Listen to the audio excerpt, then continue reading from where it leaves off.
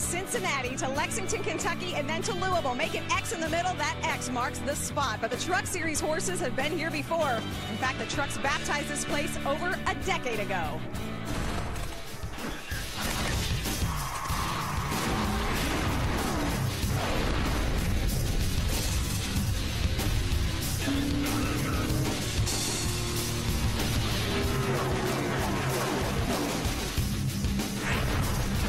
Austin Dillon anxious to improve on his fourth-place point standing. Ron Hornaday is our most recent winner with the victory. He jumped up in points. Cole Witt just turned 20. He is trailing only Johnny Sauter, who is our current points leader.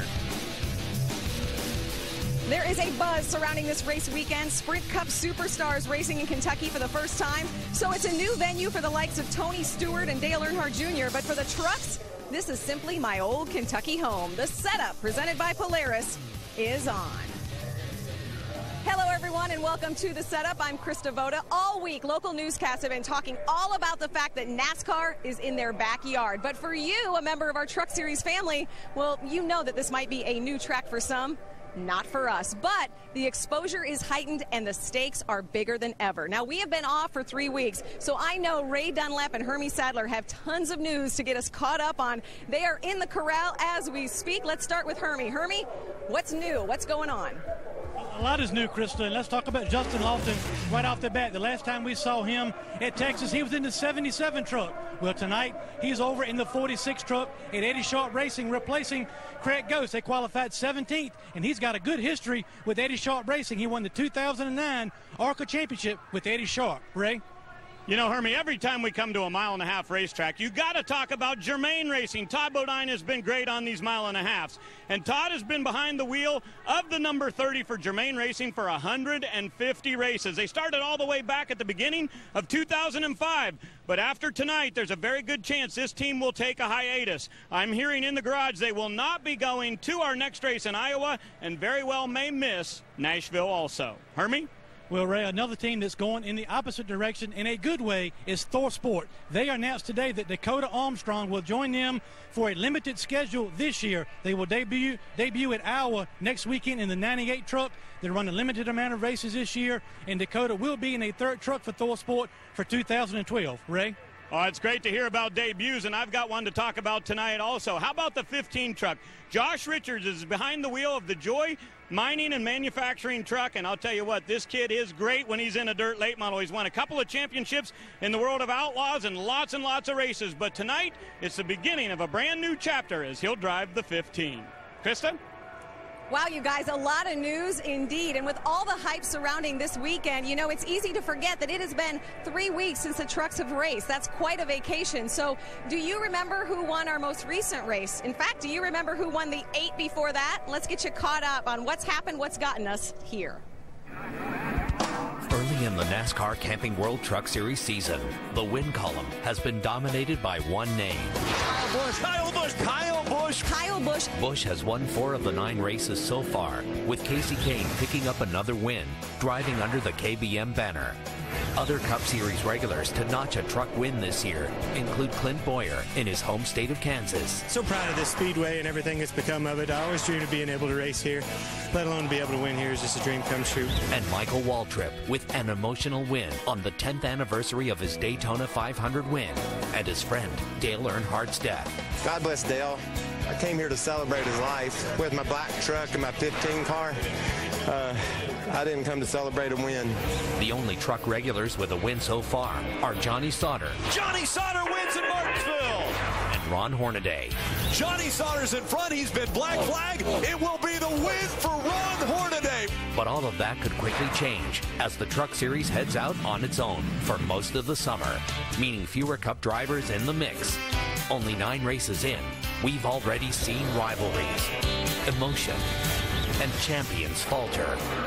With 14 races to go, it's anyone's guess what's around the next turn.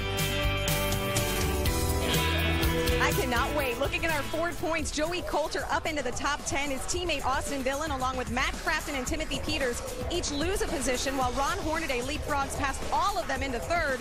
Johnny Sauter remains the point leader, despite walking out of Texas, our last race, disappointed. Here's a look at what happened in Texas. After leading 56 laps, it looked like Sauter had the truck to beat until the final restart. You see him change lanes, comes down in front of Ron Hornaday. That happened before the start-finish line. Therefore, Sauter was black flagged. Hornaday wins. Sauter was upset. Johnny headed back to the garage. Your comment? God bless America. Well, the good news that came out of this is we got a cool T-shirt, and this was made by his sponsor, Safe Auto, and they are selling all the proceeds from this to donate to charity to Wounded Warriors. I talked to Johnny Sauter throughout the weekend, and he said, look, guys, here's the bottom line. We made a mistake on the racetrack. I don't really think it's anything that should have been penalized. NASCAR disagreed, and he lost 24 points that night. He comes here tonight as the point leader by 20, but it's sure been a lot nicer to have 44. Hermie? Well, Parker Kligerman has got a lot of good things going on. Second at Texas, career best start tonight. This team's on the upswing. Is it time for that first victory? Well, it's always time for that first victory, but obviously we have a lot of momentum going on right now. You know, all these guys in this Penske Truck Rental Ram have just been working their tails off day in and day out. I mean, you know, we would like to take that momentum from Texas and go straight to our race, but as a small team like us, we really could use that little bit of time off we had to work on our trucks, and so we came back here. We're just as strong as we left Texas, which is good. And you know, I guess we're right now, we're solidly top 5. We just need, you know, have things go our way, and we could be right there in victory lane. That's Parker Kligerman. He is turning some heads, and he'll be a factor to win tonight's race. Krista? Absolutely, Hermie. He rolls off 5th, and hard to believe we've only had 9 races, meaning we are not even halfway through our season. But a couple of things already stick out. First, that youth movement. The under-21 wristbands are a hot ticket in this group. Also, check out the struggles of Todd Bodine and the domination of Kyle Busch. Coming up, more on Bodine and Busch, including what went down here last year. Do you remember that? Also, a lot of fun field trips in store. Wait till you see where we are taking you, like skeet shooting with RCR, teammates Austin Dillon and Joey Coulter, plus big wheel racing with not one, but 2 Sadler brothers. There's an interesting perspective. And you thought Victory Lane was hard to get into. Try visiting Fort Knox. We will do just that when the setup from Kentucky returns.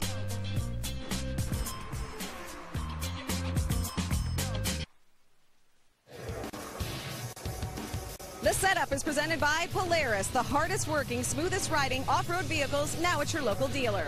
Brought to you in part by Camping World RV Sales, the best selection and the best values on travel trailers guaranteed. And in high definition by Funai. Funai, fun and innovative. Experience more at FunaiAmerica.com. He has never won at this racetrack. Coming through 3 and 4, Todd Bodine's going to win in Kentucky. Person I got to thank is Kyle Busch for driving dirty, sucking me down, and getting me spun out to give us the gas. I mean, that's why we won the race. Todd Bodine would love to get those 5 points. Oh, and sideways goes Todd Bodine. Can he save it? In victory lane, Kyle Busch came in and confronted Todd. He wasn't happy that I called him out on TV. He thinks he owns the racetrack, and he doesn't cut anybody a break, but he drives that way in every division, every week. And I called him out, and he didn't like it. So that's what happened the last time we were here. Immediately following that race, Kyle Busch traveled to Atlanta for the Cup event. He was inundated with questions about Bodine's comments. Both are in the field today. Welcome back to the Kentucky Speedway. Now, Todd and Kyle did go on to play nice. They even shared splitting the driver and owner championships last season. But for Todd Bodine, defending that title has been extremely difficult this year, a year filled with uncertainty. What a surprising start for Todd Bodine in the 2011 season. Travis Kvapil involved in this one. He gets sideways, and now they pile up behind him. Yeah, I guess that about do it right there, boys. It's not a great way to start this relationship with Tire Kingdom, and we'll come back again. We'll get him at Phoenix. Side-by-side battle with Timothy Peters. Whoa, he's gonna spin it around goes the 30 of Todd Bodine. He just made it back into the top 10 with his 30 truck. He's got about the 3rd quickest truck right now. Problems with a 30 truck of Todd Bodine. Right rear and around goes Todd Bodine. Miguel Paludo slid trying to get onto pit road. There's damage to that truck. He spun right in front of the 30 of Todd Bodine. After that accident getting on pit road, that truck is junk. The 30 up high. One more. To the flat tire. Down low. All clear. He just Switch your boxes and stuff, bud. motor issues. Or engines. We got problems on the racetrack. Bodine into the wall. Boy, the mile-and-a-half magic is not going to work out for Todd Bodine.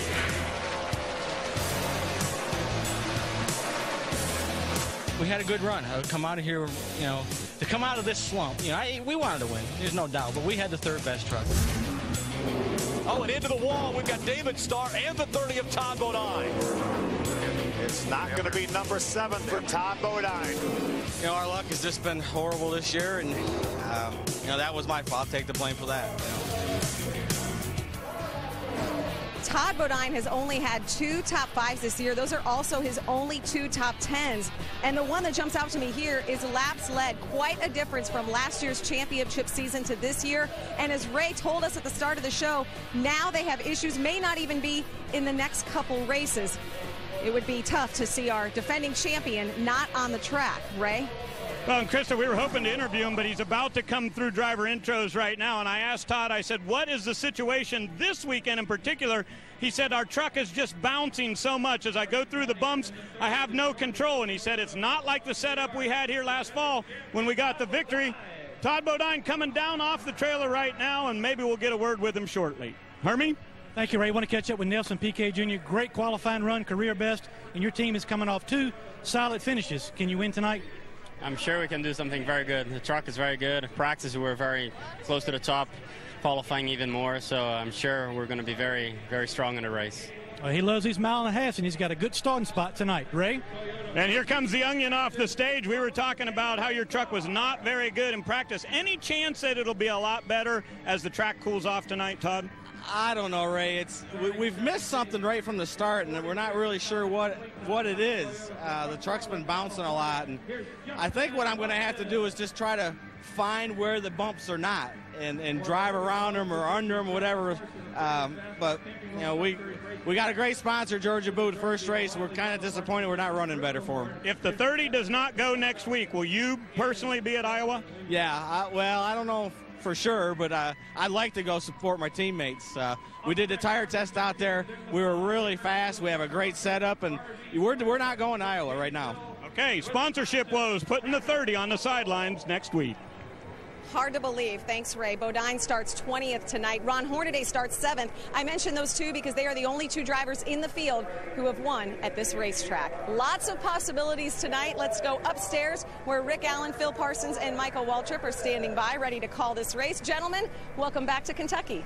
Thanks, Chris. I think the shocking news has to be that our defending series champion might not be at the next race. I mean, here's a guy who ran so well in 2010, claims the championship, and it's almost turned 180 degrees on him, Phil. And it's really hard to explain, and we've seen that time and time again where you have a year where nothing can go wrong, like it did for Hornaday 2 or 3 years ago, and then the next year nothing can go right. And it's really, really hard to explain, and it's happened to me, and Michael, I know it's happened to you. You can't put your finger on it, and then you start pressuring things. Yeah, you're trying to make something happen. No one's ever been able to repeat as champion in the Camping World Truck Series. That's pretty amazing. You know, some guys got on rolls and just couldn't pull that off. Doesn't look like it's going to happen in 2011 for sure. You know, if you just look at this race from Kentucky a year ago, where Kyle Busch and Todd Bodine got together a little bit, Todd spins out, comes back and wins the race. This year, if he spins out, he's in the wall. That's how quickly things change, and that's where Todd Bodine and that whole 30 team is right now. It seems that we see a lot of emotions in this series, especially. Obviously, last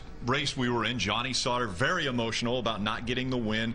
And again, a year ago at this racetrack, Kyle Busch, Todd Bodine, emotional after that win. What sparks the emotions in this series? This is an emotional sport. It's amazing how hard people work at this sport, and they've wanted to do this their whole lives. Like Michael, in my case, we've wanted to do this our whole life, and we lived and died with every single thing, every single time we got in a race car, and that's the passion that these guys have. You don't get 162 games like baseball. Right. You know, you get maybe 25 opportunities in a truck, and you want to make the most of it, and it pains you when it doesn't work. And sometimes you're so pained, the only thing you can say, God bless America. It's that painful. It hurts so bad. You got so much in you, but you know you better not let it all out. And that was the shirt that was made after Texas. We'll go back to you, Krista. I absolutely love it. Can think of no better motto. You see the trucks lining up behind me. Johnny Sauter and God bless America on the pole. Austin Dillon alongside. You know, it's been a busy 24 hours for Dillon. Right after completing a truck final practice today, he jumped into a Cup car to test fuel injection, pulling the trigger for the Earnhardt Childress engines for fuel injection in a Sprint Cup car. Yesterday, he and his teammate Joey Coulter were pulling the trigger somewhere else. We're out here at Elk Creek Lodge trying to take Krista for a few shooting lessons, I guess. Joey, he's the Florida boy, so I'm kind of confused. He said the first gun he had in his hand was a Super Soaker, if it counts, so we'll see how he does today. We'll have a little competition somehow. I'm sure we can create it. Yeah, let's figure out what we're doing right now. So who, I mean, obviously you're a ringer. She's so wanting to play hard well, right you here. need some, we need to, like, handicap this a little bit. I'll give you 15 and Joey 10. How's that? Okay, let's do it.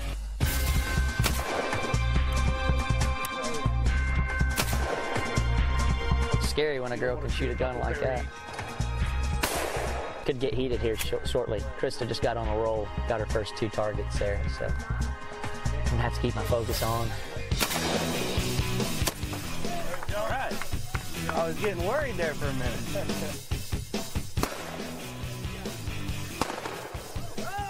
Oh yeah, both of them. Yeah, woo! All right. She did not hit both of them.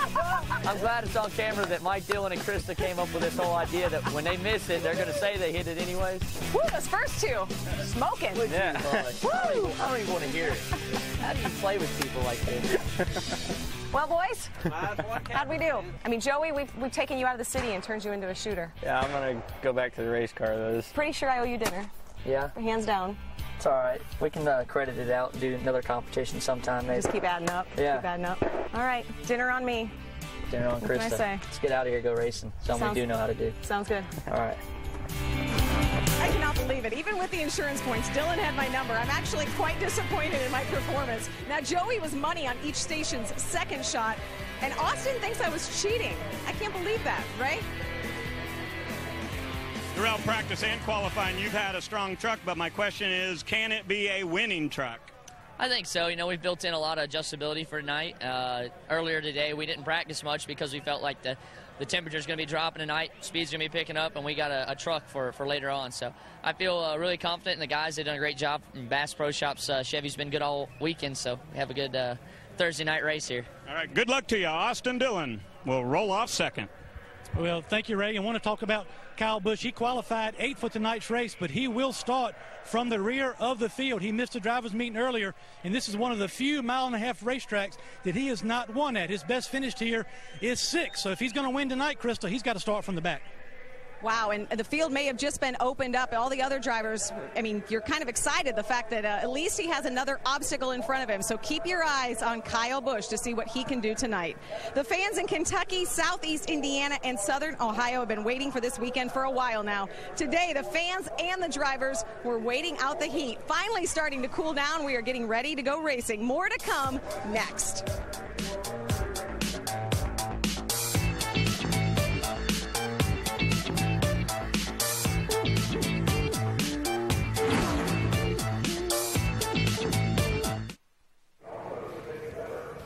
The setup is presented by Polaris, the hardest working, smoothest riding off-road vehicles, now at your local dealer.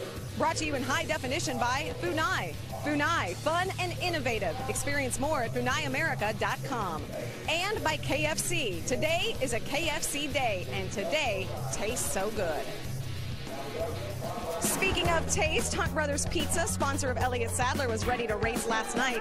Elliott and brother Hermie took part in a fun event at the Sparta Quick Stop, but instead of stock cars, the mode of transportation was big wheels. Now participants had to wolf down some food, turn a lap, then chug a Coke and turn another lap. Now you see right there, Hermie didn't finish that Coke. He's cheating a little bit, but his stomach was working overtime, and apparently, as you see, those wings, well, they all slid to his right side.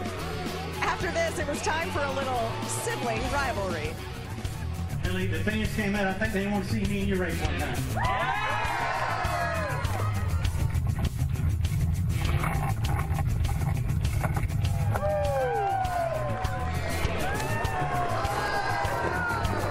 Well, know you want to congratulate me. My first win since 1994. Good job, man.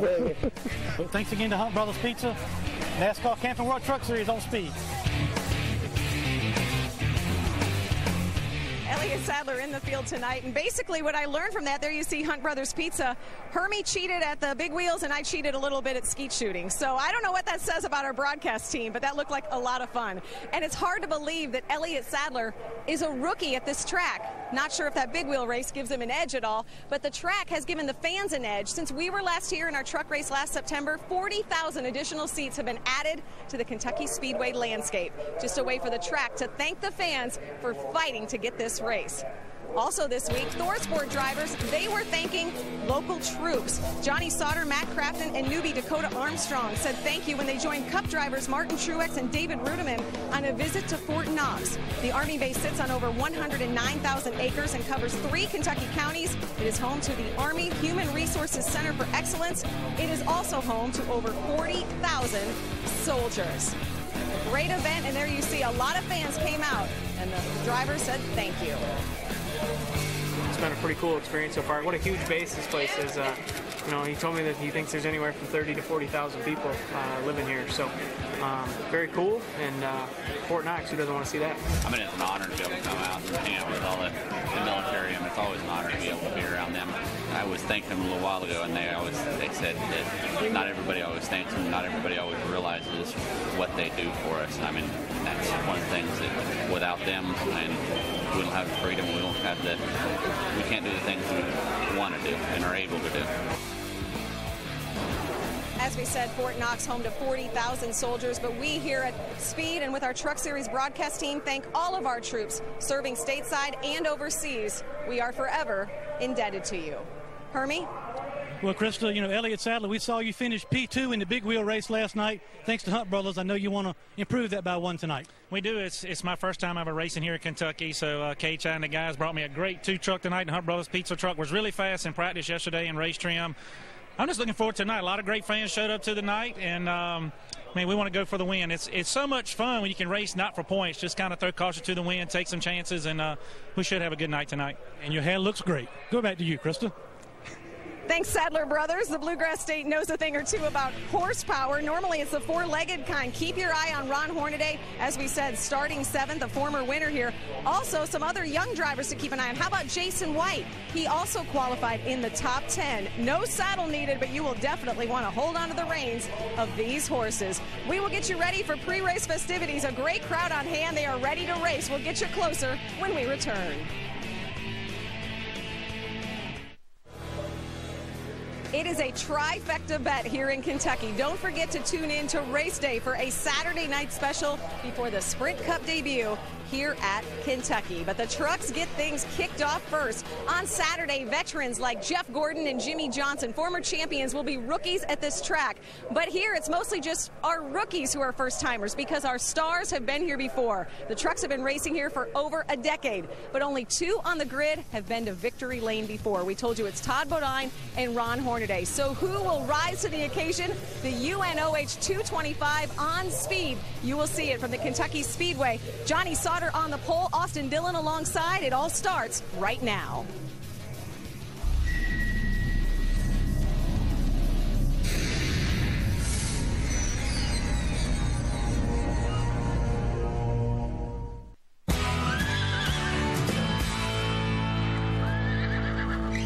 Kentucky is more than just horses and bluegrass. It's a place where NASCAR racing has taken over. The announcement was made that this track would be the newest one to host the big boys of Sprint Cup. It's where the Truck Series has called home for over a decade. Welcome to the inaugural event at Kentucky Speedway.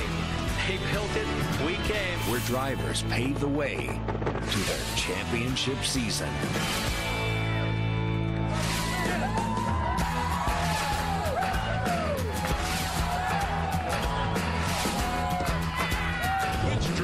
Is ready to push the limit in Kentucky. Kentucky Speedway is just over 10 years old, and this is the biggest weekend in its young existence, and it all starts with the trucks. Welcome to the NASCAR Camping World Truck Series University of Northwestern Ohio 225 on Speed. Ron Hornaday is the most recent winner, but that win came 4 weeks ago, so the momentum he had may have been halted. Not the case for Johnny Sauter. His memories of Texas have been burning inside of him and fueling his desire to get to victory lane ever since he was black flagged at the end of the race. Sauter's been the class of the field since we arrived in the Bluegrass State, and he wants to make a statement tonight. He'll start up front and try to hold off the other 35 drivers for 150 laps of bumper-to-bumper and door-to-door racing. A great crowd on hand. The drivers are outside their trucks as we get ready for pre-race ceremonies. Let's go down trackside for tonight's invocation and national anthem. Ladies and gentlemen, please rise and remove your hats as the Kentucky National Guard presents our nation's colors. Please remain standing as Raceway Ministries Pastor John Roberts offers tonight's invocation. May we pray together? Our dear Heavenly Father, we want to praise you for being our one and only Almighty God. Father, we want to thank you for the freedom that we enjoy in these great United States of America, and we want to pray for each and every man and woman that defend that freedom. We pray for a safe event tonight, Father. We pray for good sportsmanship. We pray these things in your Son's holy and precious name, Jesus Christ. Amen. Here to perform our national anthem, please welcome from the University of Kentucky Opera Theater, Michael Priestley.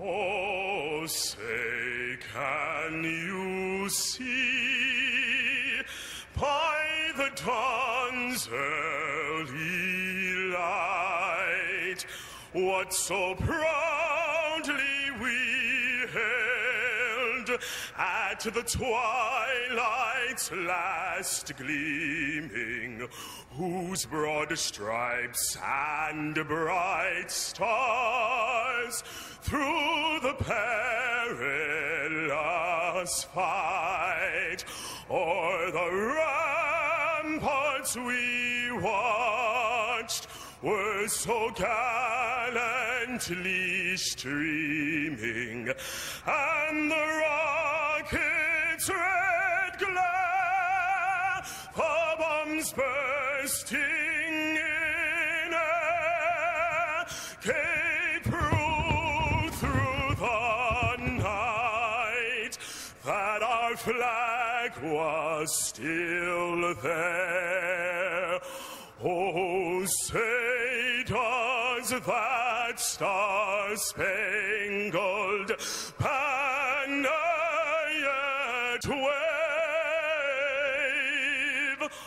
o'er the land of the free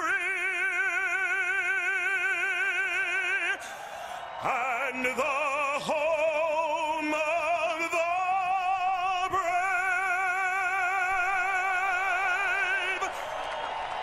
Let's hear it for Michael.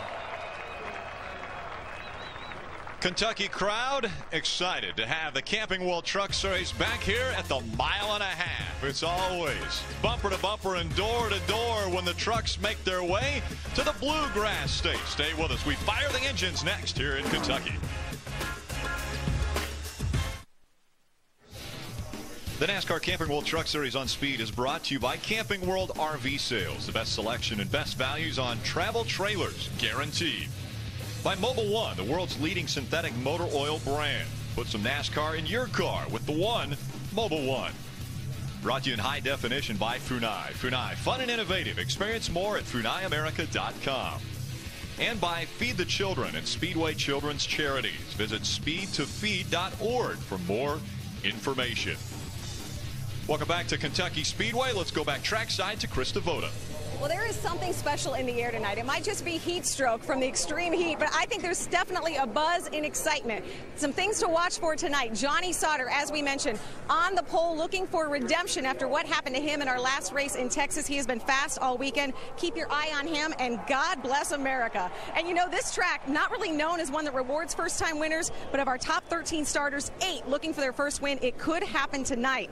And if you win this race, chances are you win the title. In 11 races, it has happened 6 times. So there is a lot going on. Actually, there's a lot going on down here at the track as the pre-race stage gets backed up off the track behind me. That means it's almost time to go racing. And also, we want to pass along our congratulations to one of our former series champs, Greg Biffle, and wife Nicole welcomed a baby daughter yesterday. Rick?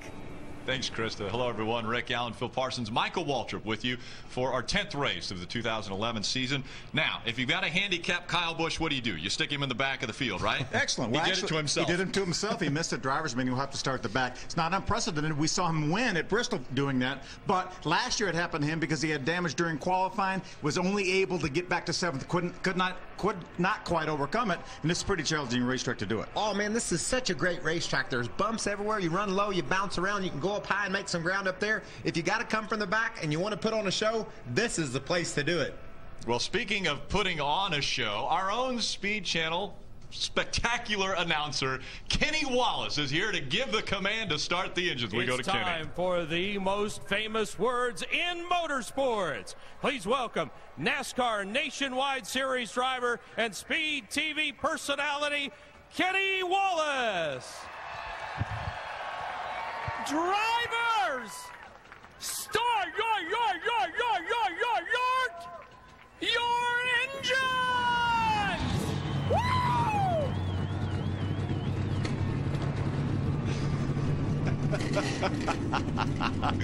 All you can do is laugh. When Kenny Wallace gets excited, he gives a great command. The engines are fired, and we're ready to go racing at Kentucky Speedway.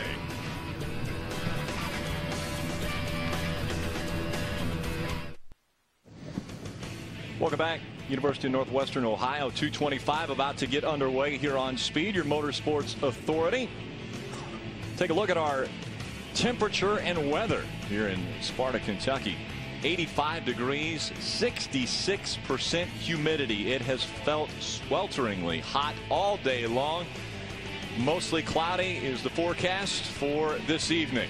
Starting grid will roll across the top of your screen. Once again, it is Johnny Sauter leading the field to the green flag. It'll be his second pole of the 2011 season. Want to take a look at our KFC track description and race analysis. Phil?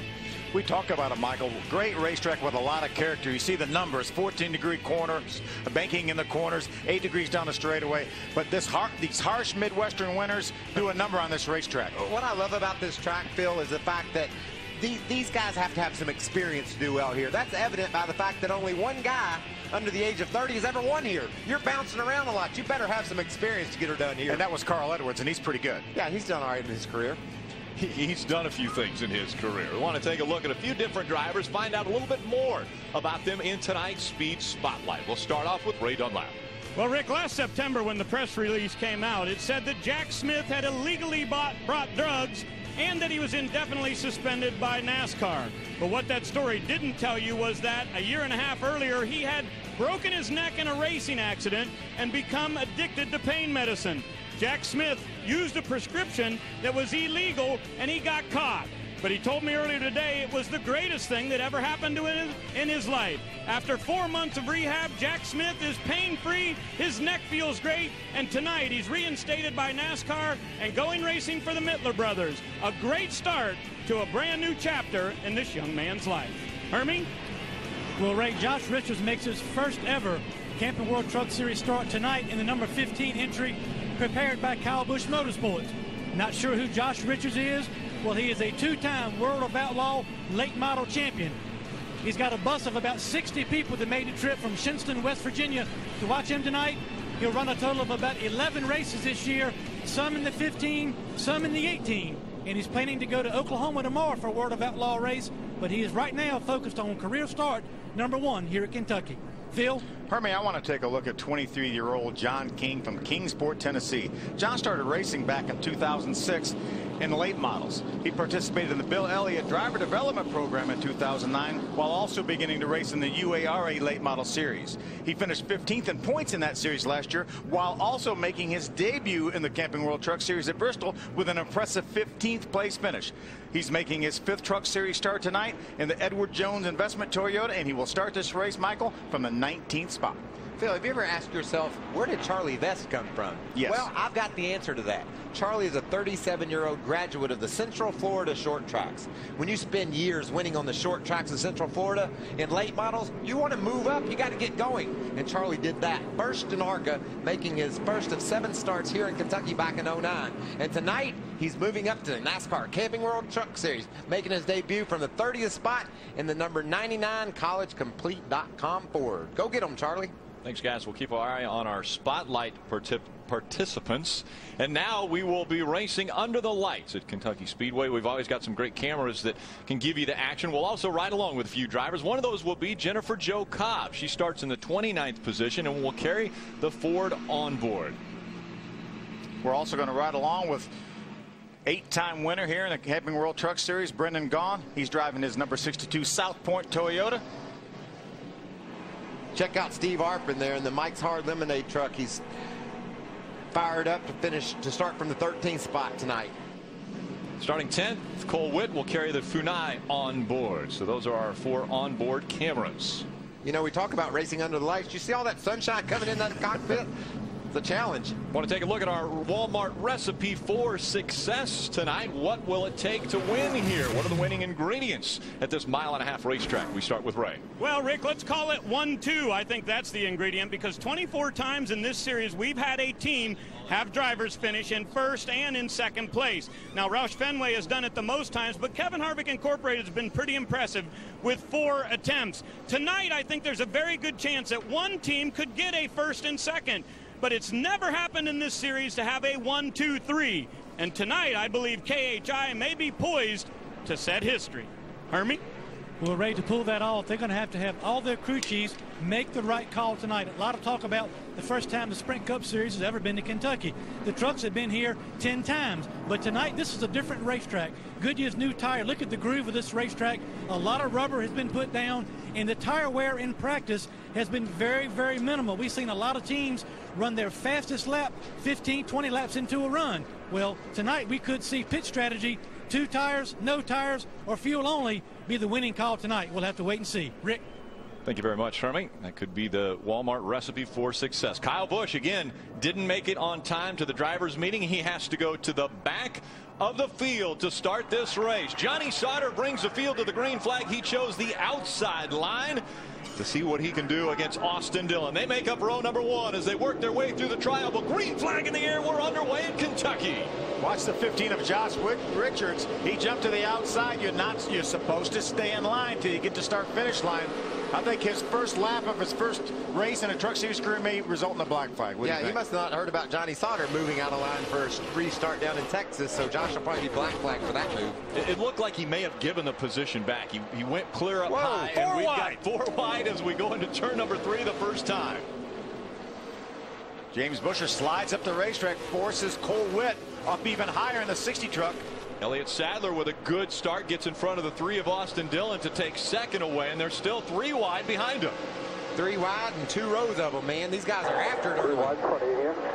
Here's Brendan Gaughan in the South Point Toyota. We know he's not afraid of the high side of the racetrack. Afraid of it? He loves it. That's where he wants to go. He'll take the high groove again. Up front, it's Johnny Sauter. Elliott Sadler runs second.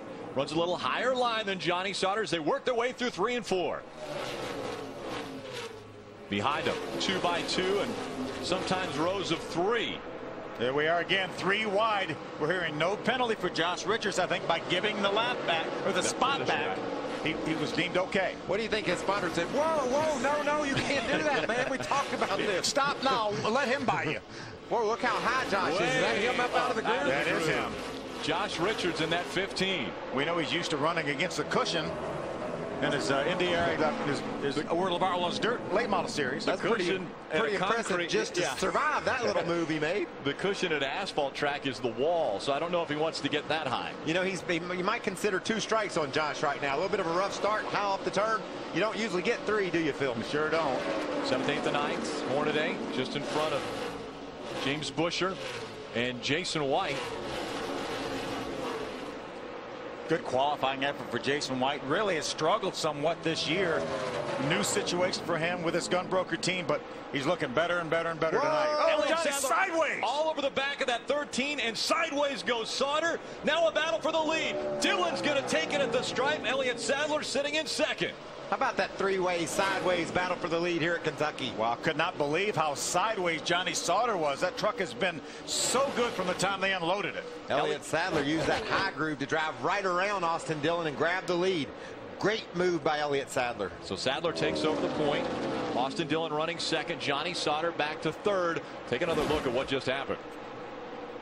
See, Elliott pulled right up beside of John, or right up on the tailgate of Johnny, got him a little bit loose. Did a nice job saving that truck. Yeah, and you know who else did a nice job? What about Elliott Sadler? He just sat there and watched all that with his foot on the floorboard. Said, I hope you hang on to it, Johnny. Ray Dunlap. Loose, 7.5. That's what came across Johnny Sauter's radio. That means he's completely sideways, and on a scale of 1 to 10, 7.5. That's not good news for Joe Shearer, the crew chief. Well, Ray, would you tell Joe that we would call it a 10 up here? No problems. Justin Marks in the 66 is into the wall. And there was a truck just in front of him that we saw also involved in this. That's Johanna Long, the 20 truck. A lot of damage to the left rear of that truck. On lap 7 of 150, Justin Marks, Johanna Long involved in the first incident on the track. That's we talked about 3 strikes. That's Justin's second spin today, and first one he looked like survived it pretty well. This one's going to be more damage than that team can probably affect to make him competitive. Yeah, a lot of damage to Johanna's truck as well. These two are racing for 28th. It looked like initially that they were apart. There could have been some contact before we caught that. Yeah, I'd say they must have gotten together. You can see the right front of the 66 truck. The letters are rubbed off that Goodyear Eagle. Maybe there was some contact from the right front to the left rear of Johanna's and that got truck. her. They'll assess the damage to Johanna Long's race truck. They've got her on pit road. I think they're talking about the rear clip being bent down so much on that truck, and that more than a lot could be terminal for her. Definitely will be a trip to the garage. I don't believe they can fix it well enough there on pit road. Out in front of the field, it's Elliott Sadler, the guy who's moved the most since the drop of the green flag. Has to be the 18 of Kyle Busch. He's up to the 19th spot.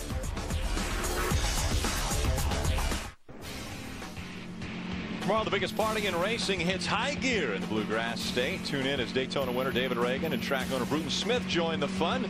Don't miss NASCAR Trackside from Kentucky tomorrow, 11 Eastern, right here on Speed, your motorsports authority. So our first caution comes out when we've got problems between Johanna Long and Justin Marks. It has been a very warm weekend here in Kentucky. You see the fans outside of, well, the fans in front of the fans here at the racetrack. Elliott Sadler out in front of the field. He was able to get by Austin Dillon when Johnny Sauter got a little bit loose. Coming out of turn number 4, they race to the start-finish line. Mike Garvey will get a lap back as he is the Aaron's Lucky Dog recipient. It's interesting. Johnny Sauter talked about his truck being so loose, a 7.5, which I don't know how you get that. A 7 or an 8, I could go with 7.5 anyway, but elected not to pit. Obviously, this is not the time to do it. Hoping that his truck will come around a little bit. This is a guy that's pitted a couple of times. Feels some damage to the front end of that 17 truck. Ray, what are they saying down there in the pit? Well, Michael, what they were really worried about was overheating this truck because they slapped a bunch of tape on it right as he came in. They said, no, let's look this thing over and make sure we're right. He got involved in that last crash. He was right up on the back side of those trucks that went around, and that's what caused the damage on the front quarter panels there. So they wanted to make sure that they hadn't taped it closed and then overheat the engine. They continue to work on the 17 of Timothy Peters. They'll get him back out onto the racetrack. We'll take a 60-second break and we'll be right back for the green flag. It's Camping World's Destination Recreation.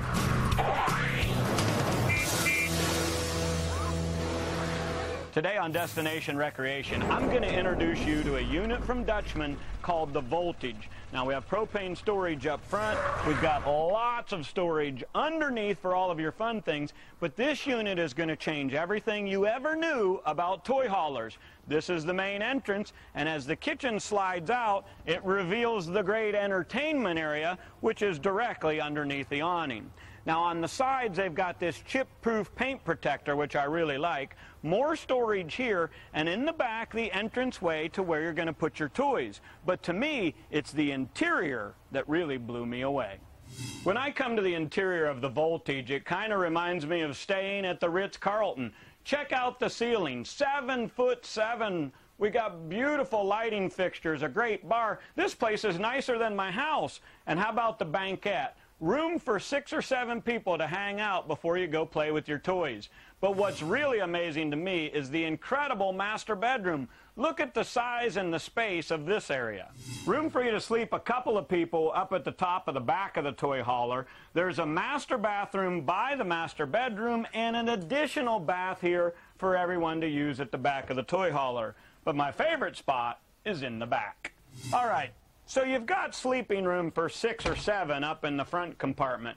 But back in the toy hauler at night, we've got double bunk beds and a space for you to put the kids, or at least your mother-in-law, right?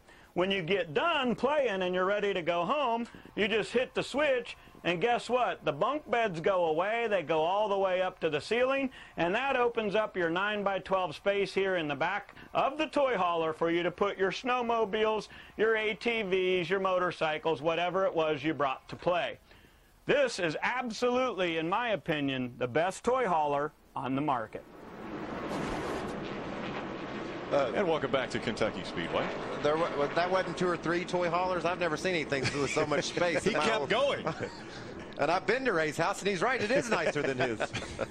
Take a look at all these campers. I tell you, when they announced that a cup race was going to be here, I think people just started lining up saying, okay, where can we get tickets and how can we get in here to get our campers ready to watch the truck race, the cup race, and the nationwide race. We are back underway. Green flag back in the air. Elliott Sadler shows the high line. Problems again for Austin Dillon on the restart. Yeah, Johnny Sauter was able to jump to the outside of Austin Dillon. Now it's 3 wide. Joey Coulter on the very outside in the 22 RCR truck. I think Johnny Sauter forgot his truck was 7.5 loose. He got in the middle of 2 trucks, and he's staying there, Phil. You're going to race Joey Coulter down into turn number 3. Johnny drives it in there hard. Johnny Sauter is going to have second. Takes it away from the 22 of Joey Coulter. Oh, it's going way high. Way out in front is Elliott Sadler. He's already got a big lead. 3 wide racing let Elliott drive away from these cats. Got him a nice little cushion there. But there's no cushion here. 3 wide the middle here. You good, Todd, back up. Look at Jason White digging down on the bottom. Travis Quapple up on the top side. Moving out of line. You see the 31 of James Busher trying to get by Austin Dillon. Austin hasn't quite recovered from the very initial restart. James Busher slides up the racetrack right in front of Austin. Now he's going to go high. Dillon looks back down to the bottom of the racetrack. Here comes the 88 of Matt Kraft, and he's going to go by on the outside, as does the 33 of Ron Hornaday. You know, it looks like a little bit more than maybe just getting some debris on his tires, because it's persisted here for several laps. But he's been able to dive up under Hornaday there as they exit turn 2.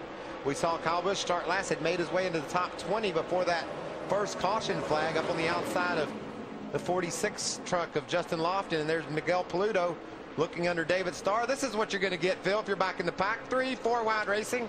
Kyle's going to the top to make it 3 wide here to try to get by 2 trucks, and he's got them both. Takes the position away. How about that run he got off that corner? He got it up high, left his foot in it, and it looked like he was shot out of a cannon off that turn. Battle for second on the right of your screen. Johnny Sauter, Joey Coulter. I'll tell you, that 22 truck of Joey Coulter has been impressive. He keeps learning and learning, getting better and better. Last 2 times out, top 5 finishes both times. Look how fast he is through the center of the corner. You can see him pull right up on Johnny Sauter. That's a sign of a good handling truck. You get that thing through the middle of the corner, it fixes a whole lot of other problems that you might have. Things have changed quickly for Johnny Sauter. After sliding, getting the tail end to come out from behind him and losing the lead, it seems as though now he's almost mortal. He was so good in practice earlier, qualifying, grabs the pole, and now he's got his hands full with Joey Coulter. In the first incident that brought out our first caution, Johanna Long was involved, and she's with Hermie Sadler. Yeah, Johanna Long waiting patiently to speak with us. Early into your night, I know it's disappointing. Tell us what happened. It is really disappointing. Me and the 66 were just racing really hard. I don't know if I came down on him or he just hit a bump or what happened. It's a racing deal. It just really stinks for our guys. We've been working so hard to get this truck fixed from Texas, and knowing we're not going to be able to run Nashville or Iowa coming up, we had to start back at LOR, but hopefully we can get some sponsors so we can run all the rest of the races this year, and hopefully we can make that happen. We're just really struggling right now. That's Johanna Long. It's caution on the speedway. Issues with the 88, Rick. Yeah, looks like 88 slow on the racetrack, but no debris has come off of the truck, at least that we can tell. They were there for a minute, guys. Sounds like an engine problem, doesn't it, Phil? Sure does. Talk like that. They knew we were here. That means he doesn't think they're going to be around anymore. It's quite amazing. You know, you look at Matt Crafton. We talk about him just being a top 10 guy. 3 straight finishes outside the top 10. Now this will be. Oh yeah, he was big. This will be number 4, 4th finish outside the top 10, Yeah, and this one's terminal. Yeah, and he was running 6. So tough break for Matt Crafton. Disappointment for Thor Sport once again. This time it's Matt Crafton with problems. Saturday NASCAR race day rocks Kentucky. Joey Logano joins us live to discuss his recent success in the Bluegrass State. Plus, fresh off his Daytona win, we'll break down the roller coaster career of David Reagan. NASCAR race day built by the Home Depot, live from Kentucky Saturday, 4:30 Eastern, and here on Speed. Pit stops have taken place for a few different trucks, but one of the problems, the 88 of Matt Crafton. Hermie. Yeah, Matt, back in the garage, guys, looking under the hood. Can you tell us what happened? She done blowed up. That's all it did. I mean, come out the bottom. I mean, gave me no warning at all. This was weird. I picked up the throttle, and just I come off turn 4, it blew up. I mean, it's a shame because, I mean, we didn't have a whole lot of speed in the truck throughout the day.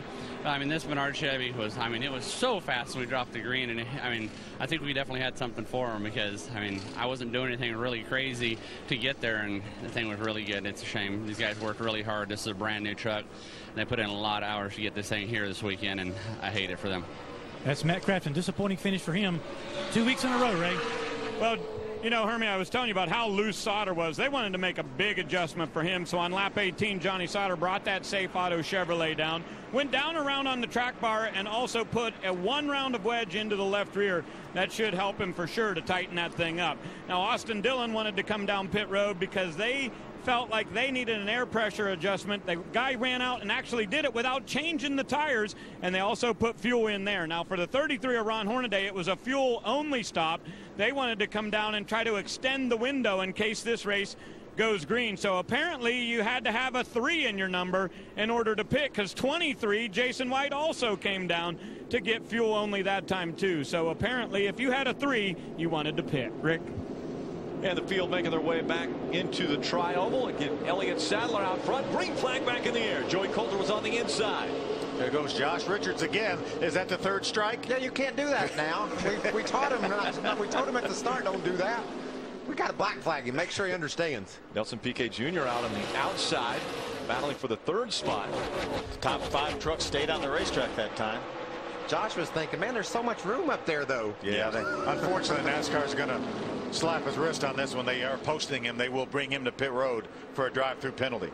Side by side for 2nd. Nelson Piquet Jr. in the 8 on the outside. Joey Coulter in the 22 on the inside. And then they're side by side back behind him for 4th. James Busher now moves up into the 4th spot.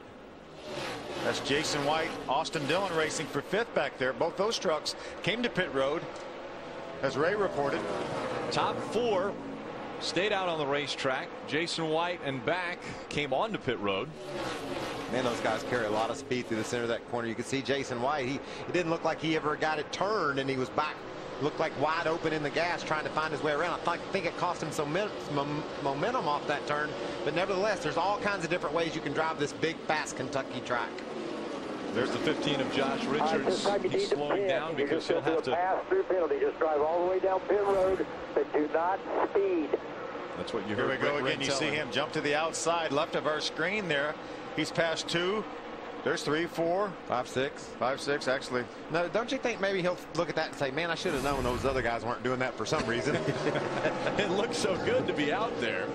Now he's just got to make sure he doesn't make a mistake. A rookie, you know, guy making his first start trying to figure all this out, doesn't make a mistake on pit road and come down through there too fast and get another penalty.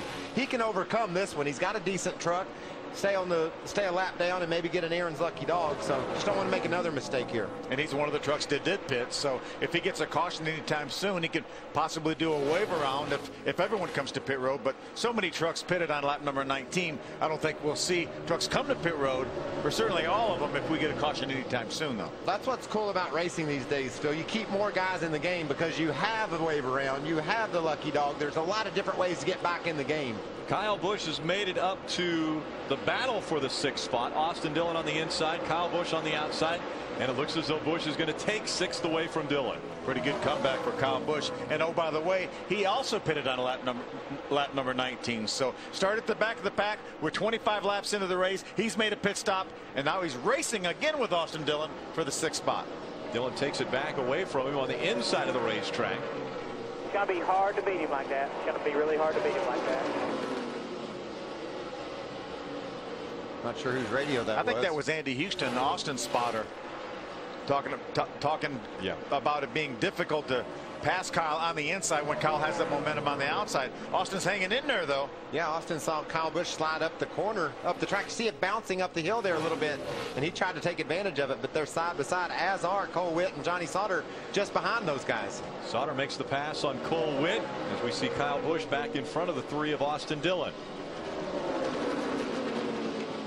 Out in front of the field, Elliott Sadler, just in front of Nelson Piquet Jr., then Joey Coulter, James Buescher, and Jason White. They're your top 5. Check out this battle for the lead.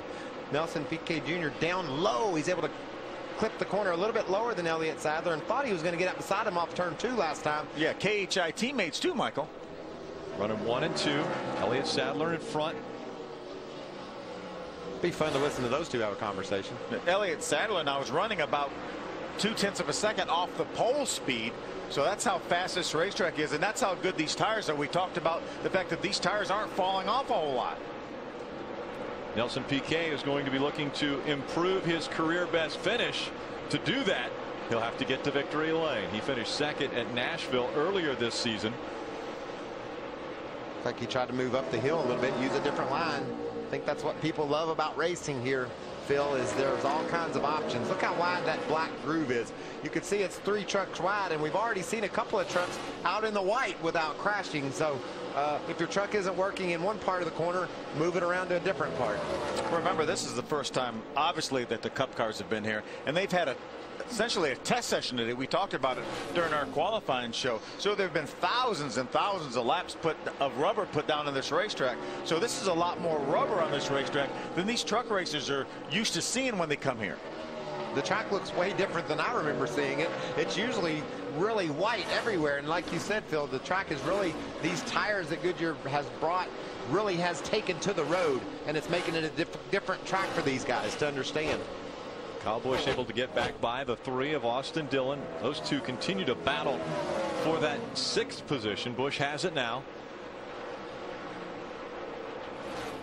Austin's continuing to run the bottom of the racetrack, has a good handling truck, not quite able to get up beside Kyle that time.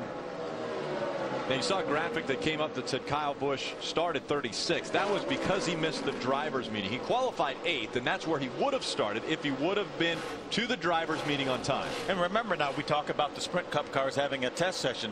The Sprint Cup cars practiced right up until the time of the drivers meeting, and I'm sure more than likely Kyle was debriefing with his crew chief in the Sprint Cup car and probably just forgot that it was right away and didn't get there. And Kyle actually slid through the grass in that practice session as well. So I'm sure there was quite a few things they wanted to talk about before he went over to the drivers meeting. Elliott Sadler in front of Nelson Piquet Jr. in Kentucky.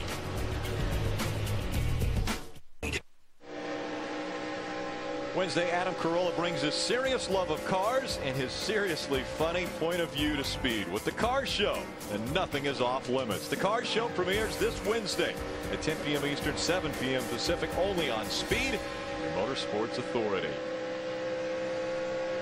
Want to do a top 10 drop back, beginning with our race leader, Elliott Sadler and Ray Dunlap. Well, guys, a lot of times it's the equipment that KHI brings to the racetrack. And how about this truck that Elliott Sadler has tonight? It's run twice this year. At Kansas City, it went to Victory Lane with Clint Boyer driving. And at Charlotte, it finished second. That's a pretty good pedigree. And Elliott Sadler's got it out front. Hermie? Well, Ray, Nelson Piquet Jr. is having a career night so far. He's driven his way up to second. He's actually faster when he's not in traffic than Elliott Sadler. But once he got close to the back bumper of the 2 truck, he's starting to pick up a little bit of a push. So they're trying to talk him away to find a clean air on the nose of that 8 truck to try to battle the 2 for the race lead. Ray? You know, I think it's really been the testing program that has made the biggest difference this year for Joey Coulter. In the last 3 races, he has been absolutely fantastic. And the real point of it is, he said it's the communication that he learned with his crew chief, Harold Hawley, about how to give him precise information, not just general information. Lots more conversation on the radio, and this 22 truck has been up to the front. Hermie? Ray, James Busher is now 4th on the racetrack. They did not pit on this last caution, but he is complaining about his truck being really, really tight, especially in turns 1 and 2. On the next caution, they're hoping to come down pit road and free this truck up, because this truck has been really strong on the 1.5 miles. Ray? When you look back through the field just a little bit further, you'll see Jason White, and Jason White said that it's really the testing thing turned his program around too. His truck was dragging so much at each of the racetracks, and he just couldn't figure out what the problem was. Well, they went to Rockingham and did a test, and Ron Hornaday came to help. They learned a lot of things about how to get that truck better, sent it back to KHI. They made some adjustments, and boy, has it been different. All through the weekend here, he said the thing just rolls through the corner exactly the way he wants it. Now, how about the 3 right behind him of Austin Dillon? They've got NRA sponsorship on the side of that truck tonight. And in practice, he said he felt like his truck was absolutely perfect going in, a little bit loose off. But he said on the radio earlier he can't believe how different this racetrack is tonight from the way it was during practice. Hermie? Well, Ray, we talked about Kyle Busch qualifying 8th, but having to start this race at the tail of the field because he missed the pre-race drivers meeting. Well, he's got a decent truck, but he does not have a winning truck. Turns 3 and 4 is his shortfall right now. He's too loose on entry, losing a lot of speed through the 3 and 4 ends of this racetrack. Ray?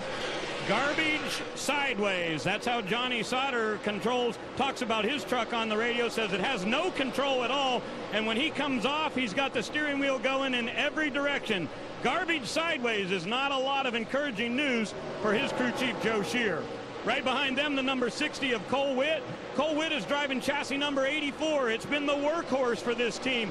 And he said he felt like they had a top 5 truck tonight, but they just never were able to get it good enough, and we've got a battle up front for the lead. Looks like the 8 truck is making a move. Nelson Piquet Jr. on the inside of the racetrack trying to get by Elliott Sadler. He gets in behind the 15 of Josh Richards. That allows Sadler to move back by the 8 of Nelson Piquet Jr. But what a run that 8 had on Sadler. He sure does. Hey, Nelson Piquet Jr. has been extremely impressive to me this entire season. Had that great runner-up finish in Nashville. He wants more. Hermie Sadler. Yeah, Rick, we want to finish out our top 10 drop back. Give you a word about Ron Hornaday Jr. He was loose on entry. They came in on lap 19 for fuel only and made a track bar adjustment. And you're right, they went too far. He's now fighting a tight condition, especially on exit. So they're hoping for the next caution to come back in, take some of that adjustment back out, and get Ron back up closer to the top 5. You know, guys, we talked about how good these Goodyear tires were here and that they weren't falling off much. Remember, the top 4 trucks running right now have not pitted yet. And everyone else pitted on lap number 19. But the problem, the bad part of that is we've completed 45 laps. Remember, they qualified, did not top them off, had pace laps. These guys are very close to coming down pit road. And here another run by Nelson Piquet Jr. closing in on that 2 of Elliott Sadler. You know, this is the most laps that Elliott Sadler has ever led in a race. His previous high 10 laps away from pitting under green was 32. That was in Daytona right before our own Michael Waltrip went by him for the win. Glad it wasn't 33. Got too slow until the head. So Nelson Piquet Jr. has been able to close the gap a few different times against Elliott Sadler. The problem is he hasn't been able to make the pass. Listen, Allgaier. checking out behind pit road. Racing under the lights at Kentucky Speedway. Stay with us. More here on Speed.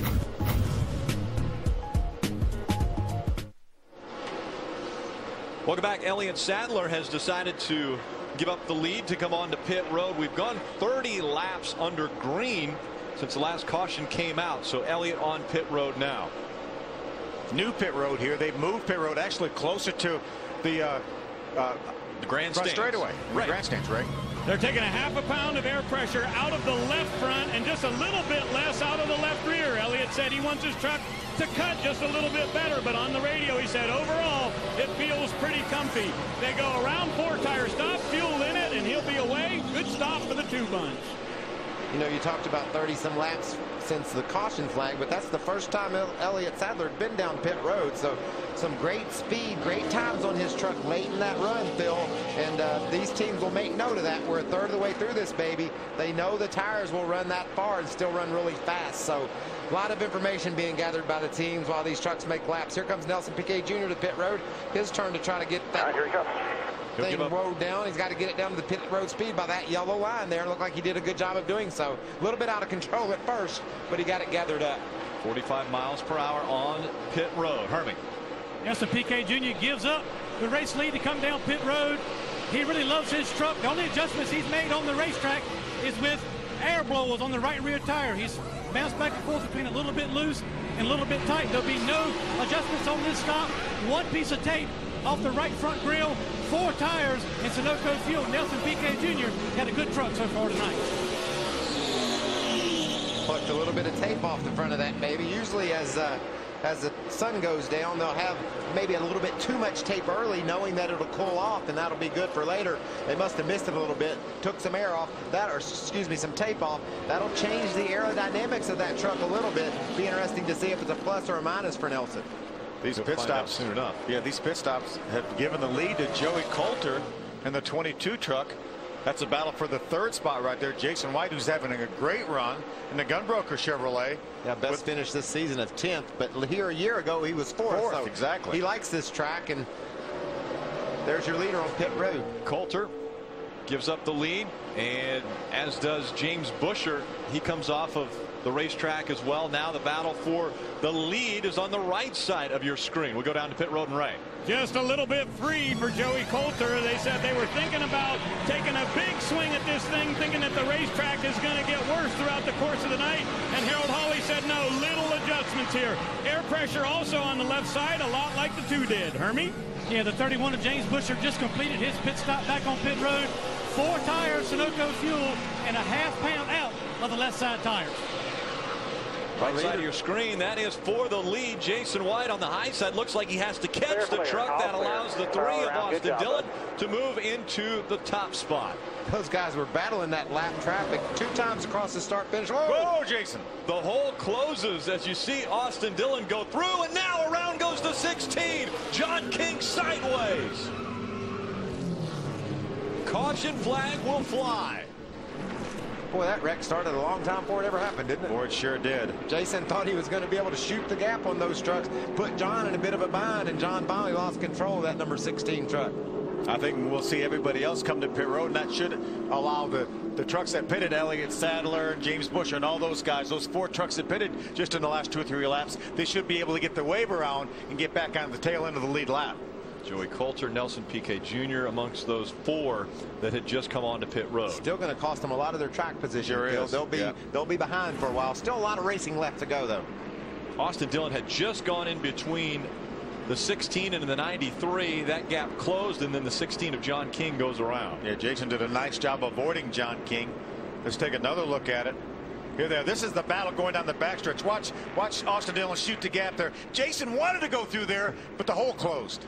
Jason said there's a lot of room there when Austin went through. I think I'll go with him, but there wasn't any room, and they all just sort of had to check up and maybe make some moves to. I'm sure the spotter was in John King's ear saying, hey man, you got one looking, and that messes up your rhythm, and the thing got away from him.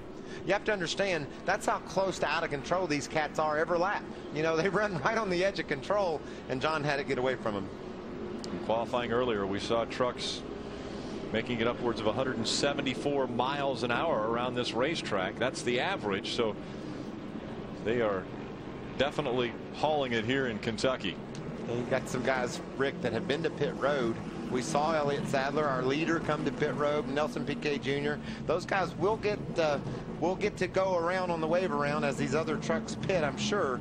But they'll have to fight for the back now, just like Kyle did earlier. That's right. But when we went to the double file restarts and they started the wave around, and that's fairly new to our sport. But right now, if you're running a lap down and everybody in front of you that's on the lead lap comes to pit road, then you will be able to hold your position, and then when we get ready to restart, they will allow you to go past the pace car and catch up with the back of the pack.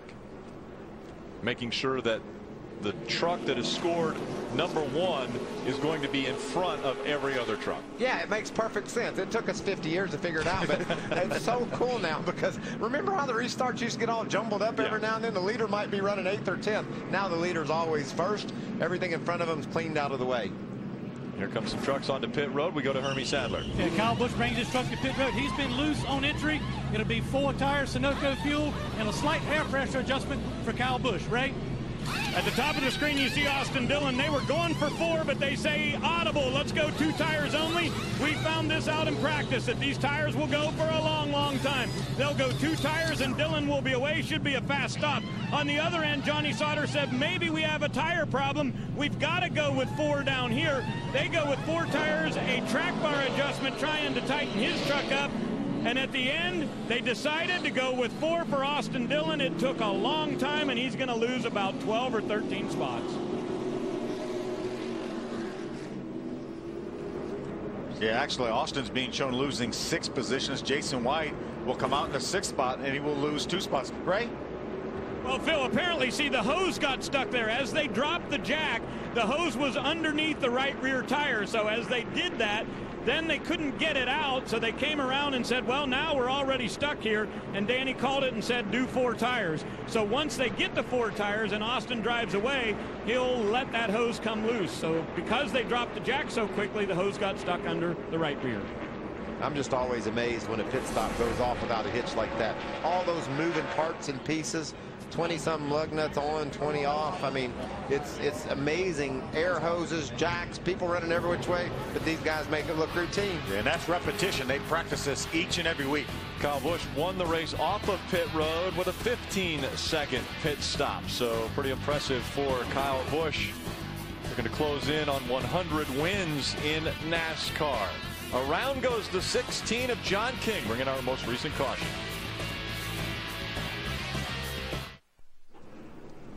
Welcome back. University of Northwestern Ohio 225 here on Speed, your motorsports authority. Field back in line. 4 trucks took the wave around. It was Elliott Sadler, Nelson Piquet Jr., Joey Coulter, and James Buescher there at the tail end of the lead lap trucks. And as they come back to the start-finish line, green flag goes in the air. It's Kyle Busch out in front of Johnny Sauter as they cross the stripe. Johnny Sauter got a solid start. Looked like Kyle tried to crowd his way down to get a little momentum off Johnny Sauter. Johnny wasn't having any of that. Johnny hugs right next to the yellow line there at the bottom of the racetrack. One thing I noticed on that restart, Josh Richards stayed in line. See? Battle for the lead. Johnny Sauter looked to the inside, wasn't able to get by that 18, and now Kyle Busch has the lead. And look who's surfaced in that 3rd spot. Ron Hornaday lurking just inside the top 10 so far tonight, but now he's up to 3rd. 4-time champion, winner of our last event. Looks like he's got his truck the way he wants it, Phil. Looks like Parker Kligerman's truck's pretty good too, Michael. Saw it moved by a truck on the inside, moved by Jason White in the 23 truck. So we got a couple of Chevys, a Toyota, and a Dodge up in the front. Is that right? That's right. Miguel Paludo in the 7, looking at the high line, trying to get by that 23 of Jason White. As he does that, the 3 of Austin Dillon moves to the bottom of the racetrack to try to get by the 7. Boy, Austin's like the bottom of the racetrack. He's been there this entire race. We saw him race with Kyle Busch lap after lap. Austin on the bottom, Kyle on the top. He eventually wrestled that position away from Kyle, was able to make that low line work, and it looks like he's got the same idea on Miguel. Top 2 trucks starting to pull away from the field. Kyle Busch in front of Johnny Sauter. We heard earlier Kyle Busch made the comment, I don't have a winning truck tonight. Well, it's in front of the field. Yeah, but look who's heating him up. Johnny Sauter's not giving him he's not been able to pull away from Johnny at all. So it tells me that maybe Johnny's truck's a little bit better than Kyle's right now. If he could just somehow squeeze that position away from him, maybe drives away from Kyle Busch. And good news for Johnny Sauter, too. We know how loose he was at the start of this race. He was a 7.5 on a scale of 10. Must be better. Just behind these two, the 33 of Ron Hornaday. Cole Witt and Parker Kligerman are your top 5. Then Jason White, Austin Dillon, Miguel Paludo, Justin Lofton, David Starr, your top 10. Austin trying to get by Miguel Paludo in that battle for 6th, right side of your screen. Look at Johnny goes to the bottom, but look at the run that Kyle gets through the center of the corner. I love watching these trucks bounce around. I know if you're a young race car driver, maybe you're thinking, this isn't how you're supposed to race, but man, it's so cool. You've got to be able to adapt, adjust, find somewhere else to put your truck. I was reading the stats for this race. You know, the last 7 races here, no one under the age of 45 has won it. It's incredible, isn't it? And only once under the age of 30. Makes me want to race. I'm old. I can have a shot at this thing, baby. Joey Coulter was able to get by in the 22. Now we still continue to see the side-by-side battle between Austin Dillon and Miguel Paludo. Paludo on the high side. Austin Dillon's going to take the position away now. So Dillon moves up into the 7th spot. Austin had a nice run through the center of the corner that was able to give him enough gap to clear Miguel by the time they came off at turn 2 and able to move up the racetrack. Max Pappas in the 9 on the high side. He's got the inside. James Fisher makes the move, and here comes Joey Coulter, is going to drive underneath Max as well. You know, I like the fact that that 3 truck will run down low like that. If he can ever get the track position like he had when he started the race, he might be able to stay there using that lower line when no one else can run there. That's what seems to be so cool about his truck. He can do some things that other guys can't. Saw Joey Coulter just a moment ago. He ran that lower line as well. Another one of the RCR trucks. Very similar setup on those trucks, quite possibly. Battle for 6 continues. Austin Dillon looks to the inside of Jason White now. White has the spot. Dillon trying to take it away. So we're closing in on the halfway point. We've had 7 different trucks out in front of this race. Austin has that spot. He moves up to that 6th spot. The 10 of Jennifer Jo Cobb into the wall. Caution comes out once again. She's able to keep that truck running. I will never, ever, ever drive it again. I don't think Jennifer likes that truck. She used about as many evers as Kenny Wallace used yours in the Command earlier. Yo. What was that all about? I'm not sure. I love Kenny Wallace. I think he's a little bit excited for that job tonight. Kenny's always a little bit excited. She's not happy right now with the window net either. So difficult times for Jennifer Jo Cobb. She gets into the wall on lap 72. That will allow those 4 trucks that had to take the wave around to get them some better track position. Here's another shot of what happened to Jennifer. See right there running alone in between a couple trucks. Makes some contact with the left rear as well as the left front corner of that truck. And we heard her say that she will never, ever, ever drive this particular truck again. And look, she isn't doing anything wrong, Phil. That's just how out of control that thing was. She rolled down in the corner. It just didn't stick, and around it went. Off the gas. She didn't try to get back in the throttle too early or anything. She was just coasting through the center of the corner and lost the back end. So a tough night for Jennifer Jo Cobb. In the 10, she was a lap down, and now off the racetrack. Stay with us. We'll be back to Kentucky Speedway for more of the Unoh 225. Speed's coverage of the NASCAR Camping World Truck Series is brought to you in high definition by Funai. Funai, fun and innovative. Experience more at FunaiAmerica.com. By KFC. Today is a KFC day, and today tastes so good. By Fram. Fram filters help make sure failure is not part of your engine's life. Don't fail your engine. Use Fram. And by Aaron's. You don't need credit. All you need is Aaron's. You don't need no stinking credit. A lot of renovations made to Kentucky Speedway. A lot of grandstands added, and there's going to be someone in every seat is a nice way to say that. 40,000 seats added, and they've sold every single one of them for Saturday night. And man, just driving those Cup cars around there today, it won't disappoint you Saturday night. It's going to be wild. And look at all the campers in the infield. And remember, there's more room now in the infield because they moved the inside wall on the backstretch right out to the racetrack. There used to be a lot of room down there, so they've opened up quite a bit of room and space for campers in the infield, as well as moving, as we talked earlier, pit road out closer to the grandstand. So that's it's really opened this infield up. We talked about Max Pappas getting the Aaron's lucky dog. And we also talked about campers in the infield. The NASCAR Camping World Truck Series. Do you think maybe those folks knew where their people were? Marcus Lemonis was a pretty smart guy when he thought, I think there's a lot of campers in this sport. And Max did not need any credit to get that lap back. No stinking credit at all. Let's get a few updates. We go to pit road and Ray Dunlap.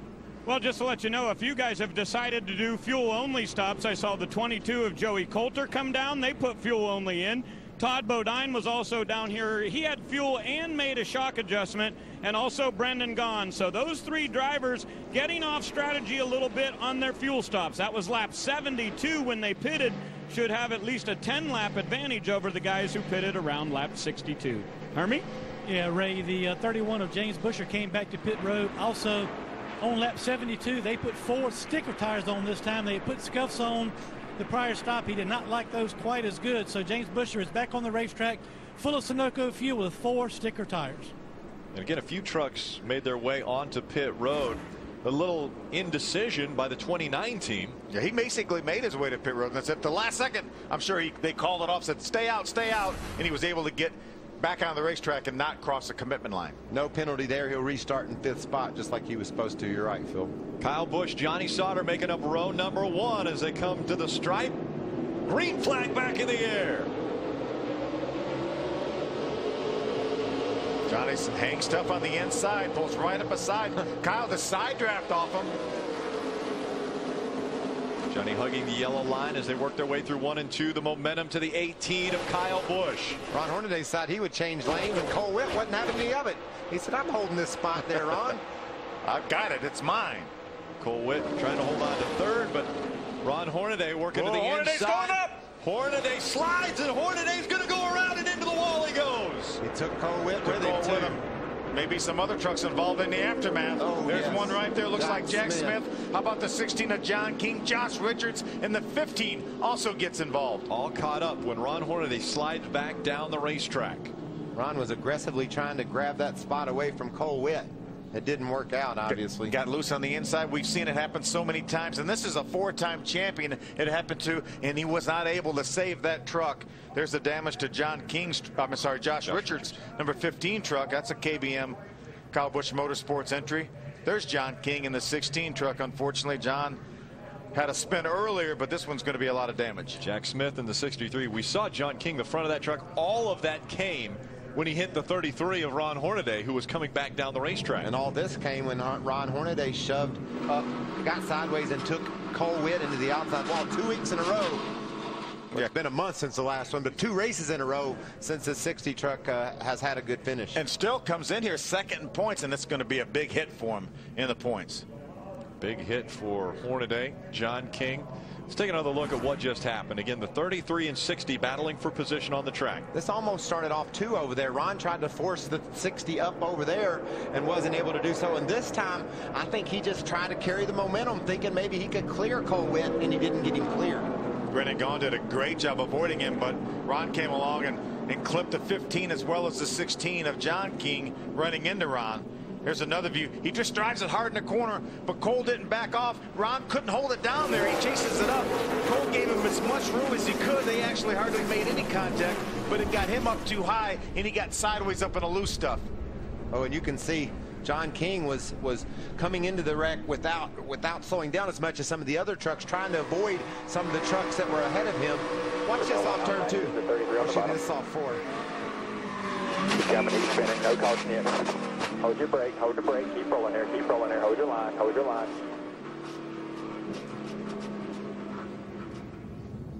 And you could see the 16 was out of control. He was trying to avoid the trucks that had slowed down. The 16 of John King didn't get slowed down as much as the other trucks. He trying to avoid those trucks, got sideways and clobbered Hornaday. Josh Richards came by, an innocent bystander, got clipped pretty hard by Hornaday. Let's take this back to the restart and watch the activity between the 33 and the 60. As they go down toward turn 1, you can see Johnny Sauter getting a good run on the inside of Kyle Busch. Watch Hornaday. He looks like right in the middle of the corner. He wants to go around Johnny Sauter. Yeah, it looked like Johnny never got in the throttle. Moves up the hill, but yet Cole was there, so that didn't work. Goes down in turn 3, tries to be a little bit more aggressive with the same type of move. Look at how far he drives down that corner. But was not able to drive down and clear Colwood, and then lost the front end, got in the bumps, moved up the racetrack, had to chase the truck, got sideways, forced Cole all the way up into the loose stuff. He gets sideways, gets into the outside wall, and then the carnage happens. Yeah, I bet he didn't expect that last clobber that he got there. John King ran into the truck of Hornaday. That has to catch you kind of off guard after all that had gone on. And there's Cole Witt. Second points coming in here. He's not going to stay there. Cole Witt battling for the 3rd spot on the racetrack with a 33 of Hornaday. And this is how it ends for those 2 trucks. Both into the wall, and then considerable damage to the 33 of Hornaday. It's the 5th caution of the night at Kentucky Speedway. We'll be back.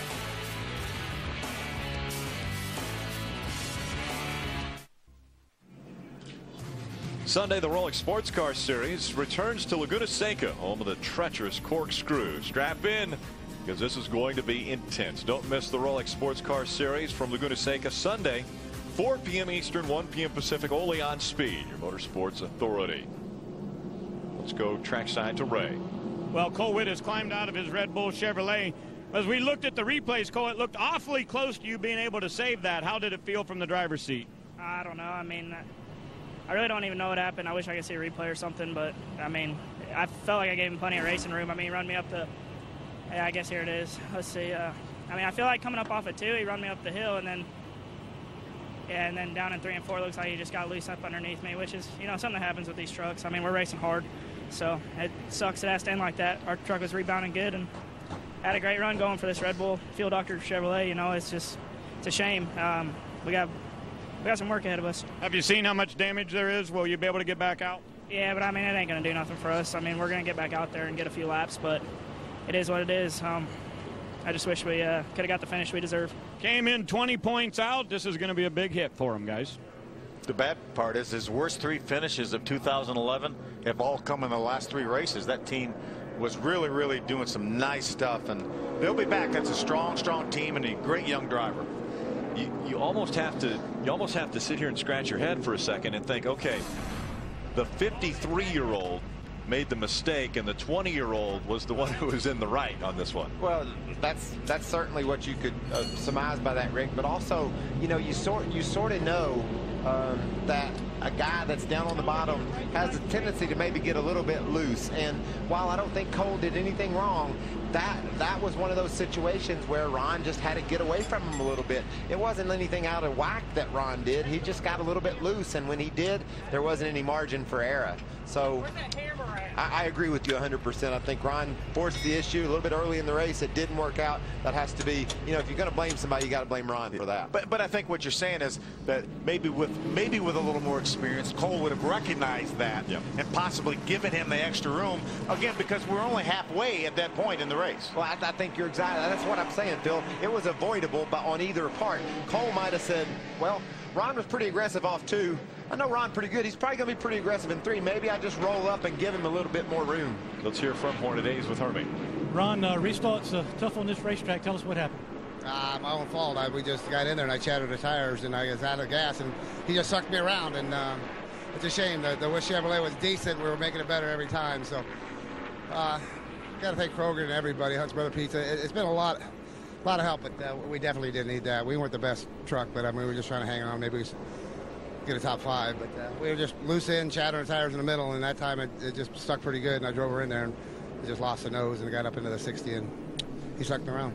That's Ron Hornaday. Back to you, Rick. Thanks, Hermie. Field all in line once again. Kyle Busch on the outside.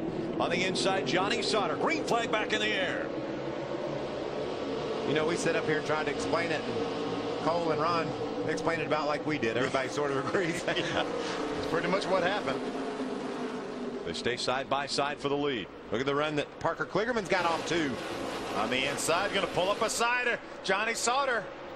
Kligerman trying to make it 3 wide for the lead. He drops back to the 3rd spot now as Austin Dillon looks to the outside of him for that 3rd spot. Maybe the first time we've seen Austin up on the high side of the racetrack. Yeah, and it's the first time he's been that close to the front since we threw the green flag earlier tonight. And I tell you, I like this 3 truck. I like the things that he can do with that thing. I believe he might be the guy we got to beat to win this race in the second half. I'm telling you, that 8 truck, keep an eye on that 8 truck of Nelson Piquet Jr. He's right now running back in the 7th spot. That truck looks awfully good like it did earlier. We saw there Parker Kligerman running the low line. Johnny Sauter put at least a lane between the two as they were going through turns 1 and 2. Gave him plenty of room as he was down at the bottom of the racetrack. Well, Johnny's a very seasoned veteran. He's won races in the Nationwide Series. He's won races in this series. He's had a lot of experience in the Cup Series. That may be exactly what we were talking about. Now, when you get down to 10 to go, you quit. You start squeezing that down a little bit more and more. You give no more room. So Johnny Sauter running in the 2nd spot behind Kyle Busch. Parker Kligerman holds on to the 3rd position. Austin Dillon and Miguel Paludo, your top 5. That's a name that keeps coming up when you talk about the top 5. Miguel Paludo, really impressed with the job he's done of understanding these trucks and getting really competitive. Justin Lofton, that 46 truck, we caught a glimpse of him, moved over it back to Eddie Sharp Racing, the team he had so much success with in the Argus Series, has a good run going right now, running inside the top 10. Lofton in the 9th position. Bodine just behind him in the top 10. Right along with Steve Arpin here. He slides up the hill. So fun watching these guys bounce around these turns, isn't it? Here's that truck, that 8 truck that we were talking about just a moment ago. A couple of Brazilians there. Don't overdrive the catch. Nelson Piquet Jr. in the 8. Nice, smooth, plenty of time here. Able to go by the 7 of Miguel Paludo. 2 of them. Jason White, the 23 truck, pulls in right behind the 7 of Paludo. And there's Joey Coulter. Joey's had a strong truck. He was one of the trucks that had to pit under green, took the wave around, trying to make his way back towards the front.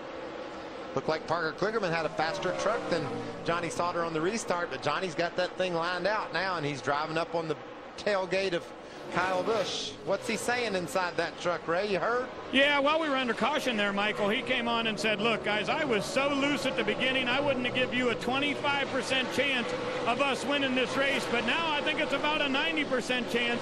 He said, obviously, there's a couple other really good trucks out there, but I think we're in the running. He said, it's just such a fine line, and that little bit of adjustment really helped me a lot through the center of the corners. 63 laps of racing to go, so plenty of racing still on the racetrack. Another pit stop coming for everybody as well. Here's Elliott Sadler. Elliott came down on pit road this last caution flag, put 4 tires on. He's making his way back up towards the front. He's moved into the top 10 as well. You know, we talked about Elliott Sadler losing all that track position. He's been able to battle back up inside the top 10, but it's a long road back to the front when you give up all that track position, especially, you know, just almost halfway through the event when that all happened to Elliott. Yeah, and amazingly enough, Nelson Piquet Jr., who was also one of those 4 trucks that had the wave around, he's been able to make his way up through this field. He's already into the top 5. He did not come down pit road, though, on that last caution like Elliott did. And, you know, I was also interesting, as experienced as Elliott Sadler is, it looked like when those 2 trucks were out front, when they would get to traffic, Nelson Piquet Jr. was working the traffic good. He could close in on Elliott Sadler, so he has some savvy about getting around these trucks in traffic, which has helped him, too, make his way back up inside the top 5. There's a good shot of the Georgia boot, number 30 of Todd Bodine, right there running behind Elliott Sadler. There's Steve Arpin, jumps to the inside in the 32 truck. Looked like Elliott Sadler was off the pace down the back for some reason. Might got a little high off 2 or something. They closed on him awful fast. They certainly did. Elliott's back to the 10th spot, actually lost a couple positions. Really loose right now. So it's the only entry to the middle. We're going to take it. Just hang on to it. Hang on to it. Really loose right now. That's so painful, especially, seems like this track, especially in. There isn't a whole lot of banking when you drive off into the corner, and if you're loose, nothing to hold you, Ray. And Michael, you were talking about one more pit stop coming up. What I think's interesting is we've had a lot of different strategies down here on pit road tonight. And Bruce Cook was just telling Elliott Sadler, we're going to give you 2 tires and fill it full of fuel, which will give you a little bit more nose weight. And that's going to help your truck all the way through the end. Now realize some of our guys down here put on 4, like Austin Dillon, who you see on the left side of your screen. They didn't want to put on 4, but they did. So guys, my question is, on that last pit stop, do you go gas only? Well, it just depends on what your truck's doing. I believe, Phil, that the tires are good enough. You could go gas only. But if you're a little bit tight, maybe you do put in some gas, or excuse me, more gas than you really need in order to try to get some more rear weight to that thing to try to get it to turn better in the corners. That Ray, is what those guys are all talking about down there. 2 tires make it tighter than 4. Or what does it do if we put in more gas than we need to change our ballast in our truck? That's all the things that a crew chief has to try to figure his way through. And sometimes they want to put tires on just to make the air pressure adjustment. Todd Bodine trying to get by Elliott Sadler on the right of your screen. Battle for the 10th position. Elliott Sadler is not happy right now. That thing, you can tell right there, as it gets a little bit loose, he lets off the gas, and watch them come after him. And he has as fresh of tires as anybody in the field right now. He put tires on his last pit stop. Nelson Piquet Jr. takes 3rd away from Parker Kligerman. Look at the run that Austin gets when those trucks are running side by side. They're punching such a big hole in the air. Kligerman drops back. Don't overdrive the Casimir. You will drive it away. Very impressive run by Nelson Piquet Jr. See if Austin can get that truck to continue to work at the bottom like it has been. Another guy working at the bottom, Johnny Sauter, trying to take the lead away from Kyle Busch. Kyle Busch is running that second lane, or about 2.5 lanes up from the bottom, really making it work. He really gets the momentum up off the corner. Had to pull down to the inside that time to get around Clayton Rogers. Clay Rogers in the 92. He's back in the 23rd spot. 23rd position. He's a lap down. We have 19 on the lead lap. Running 19th, Ricky Carmichael. It is Kyle Busch and Johnny Sauter pacing the field in Kentucky.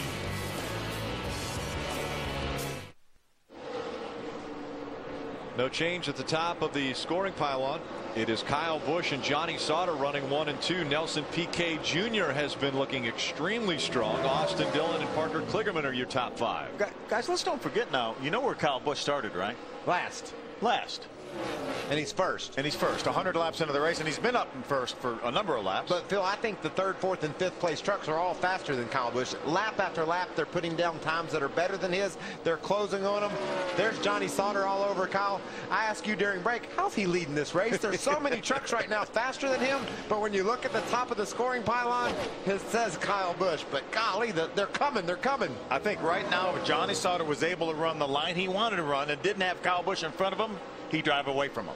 Pull away from the 18 of Kyle Busch. But as you mentioned, Michael, the guys who are really quick, Sauter, Nelson Piquet Jr., Austin Dillon, all 3 of those are continuing to put faster lap times down than Kyle Busch. Yeah, as is Parker Kligerman. He's back in the 5th spot. He was faster than Kyle too. And you have to drop all the way back to the 7th spot where Joey Coulter rides. He put up the 2nd fastest time in the last lap. So there's a lot of fast trucks that are converging on the front. When they all get there, it's going to be fun.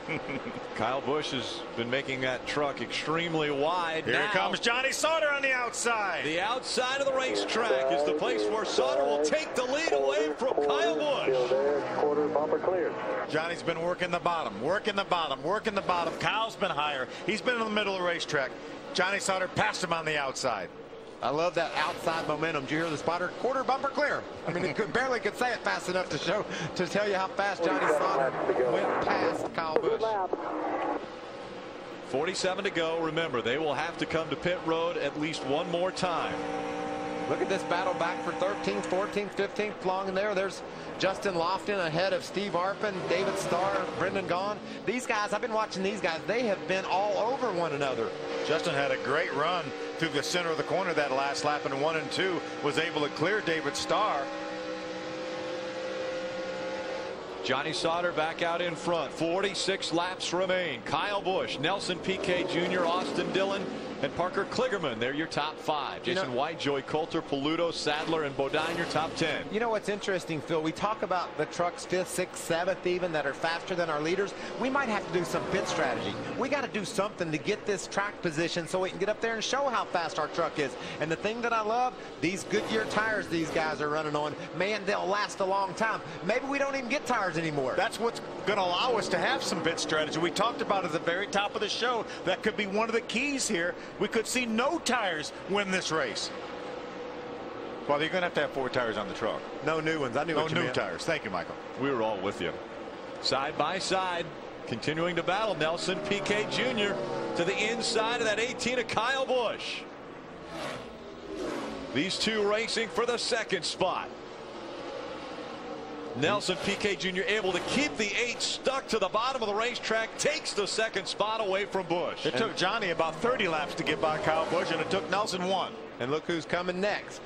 Austin Dillon will be the next guy that drives up onto the tailgate of Kyle Busch. And there's your top 4 right there. They're converging. I told you they were. Will it end up being pit strategy to determine who will make it to victory lane tonight at Kentucky Speedway? Stay with us. 43 laps to go. University of Northwestern Ohio 225 with just 38 laps remaining. Out in front, Johnny Sauter has a 1-second lead over Nelson Piquet Jr. But Nelson Piquet Jr. just brushed the wall coming through turn 4. He ran out of room, Rick. He's been running that high line off the turn, and he just got a little bit too high. He hit it with the right rear corner of the truck, Phil. If you're going to hit the wall with part of your truck, that's the best part. You don't want to mess up those valuable front fenders. And it didn't look like he hit it behind as we watch this great battle for the 3rd spot. He didn't mess up the tires, too, so there's no toe-in issue. Austin Dillon on the bottom of the racetrack trying to get by Kyle Busch. Busch up high, keeping the momentum up. You made a great point when you said Nelson Piquet Jr. made that pass in 1 turn after it took Johnny Sauter 30. Austin Dillon's been working on him for 4 or 5 laps. That just tells you what a truck that guy in the 8 has underneath of him. He was able to get right around Kyle Busch and set his sights, as Kyle gets a little high, set his sights on our leader, Johnny Sauter. Your voice got a little high. I know, that scares me. I've hit those walls before, as you might have read. Side by side they stay. Again, this is the battle for the 3rd spot. Austin Dillon trying to take it away from Kyle Busch. Austin's wanting so badly to hear Andy Houston tell him clear, and just hasn't quite been able to do it. Andy Houston being this spotter, who Austin got a little bit loose, had to chase it up the hill a little bit, but Kyle had given him enough room, so he had room to chase it. Okay, bud, just get back in line here, gather it in, we'll get it. And remember, keep working hard on it. The 18 and the 3. Kyle Busch, Richard Childress Racing, they've had bad blood already this year. Kyle Busch is not going to give up to a Richard Childress Racing driver. Check this out. This is when Nelson Piquet Jr. gets high off 4 and hits the wall. Just taps it with the right rear corner. You know, Phil, when you come, look at all this room. We'll watch him tap it again with the right rear corner like you said. Look at all this room you have exiting turn 4. When you set up here, look, pit road, we got one of the leaders to pit road. Green flag pit stop for Parker Kligerman. Herming. Yeah, big pit stop for the 29 team of Parker Kligerman. Been fighting a little bit of a free condition on entry. 4 tires in the air pressure adjustment, Ray.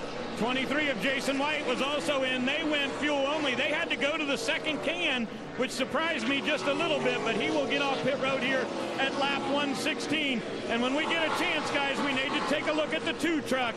He is blowing water out. He said the water temperature is pegged.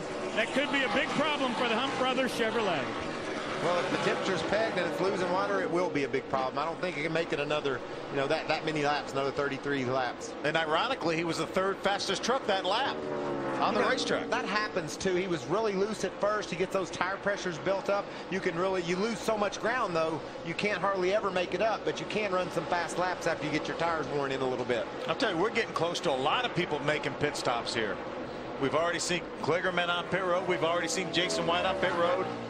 Johnny Sauter was last on pit road on lap number 60. That's 58 laps ago. Why doesn't Elliott Sadler, if he's pegging the temperature right now, why doesn't he come to pit road? He's got to make a green flag pit stop anyway. He can go longer than anyone else. He pitted on lap number 72, so he can probably go another 15 laps. He would love to catch a caution, put some of these guys a lap down.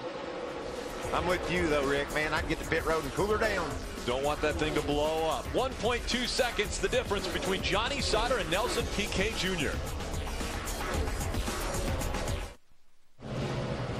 Welcome back to Kentucky. Austin Dillon decided to go with tires instead of going on no tire stop. It'll be 4 for the Bass Pro Shop Chevrolet. They're going with gas now down to Herming.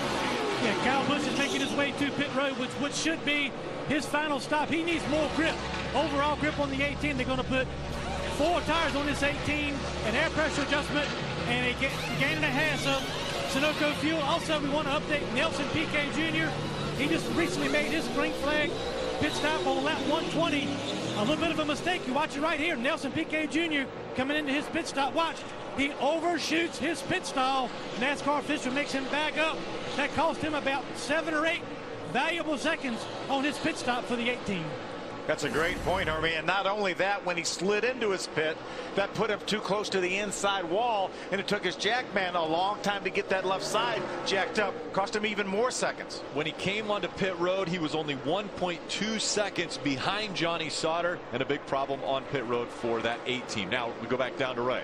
For the 7, he was tight through the middle, so they definitely need to make an adjustment. He said he just can't get the wheel to turn the way he wants to. Right side tires go on that Stemco race truck, and they're going to come around. Looks like a 2-tire stop only. They had to get gas in it. And the big decision for Joe Shear now is, what do we do? Are we going 2 or 4? He's been watching the monitor to see what the other guys are doing. He wanted to make an air pressure adjustment in the right front. Sauter said the truck is good on the high side, but it's way too loose on the bottom side. It's going to be a 4-tire stop. The guys come around to the left side.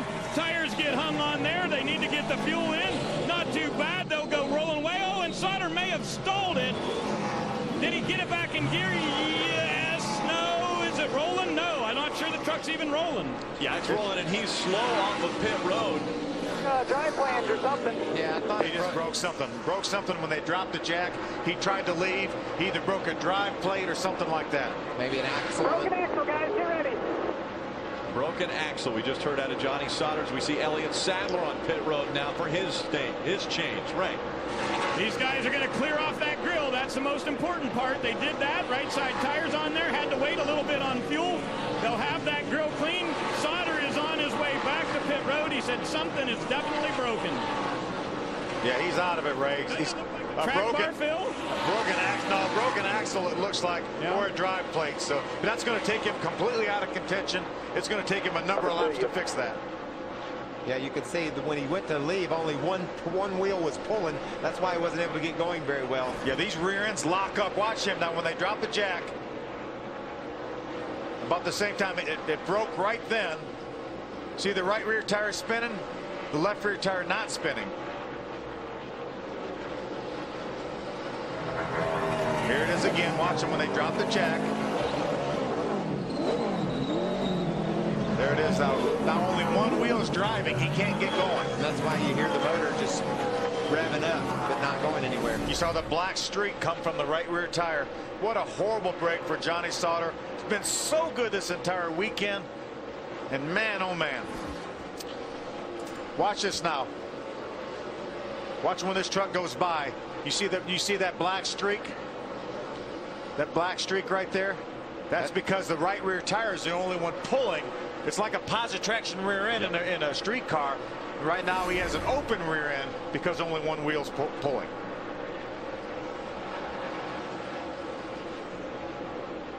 So unfortunate for the 13 team, as he was looking dominant toward the end of this race. Now Joey Coulter out in front. James Buescher running in the 2nd spot.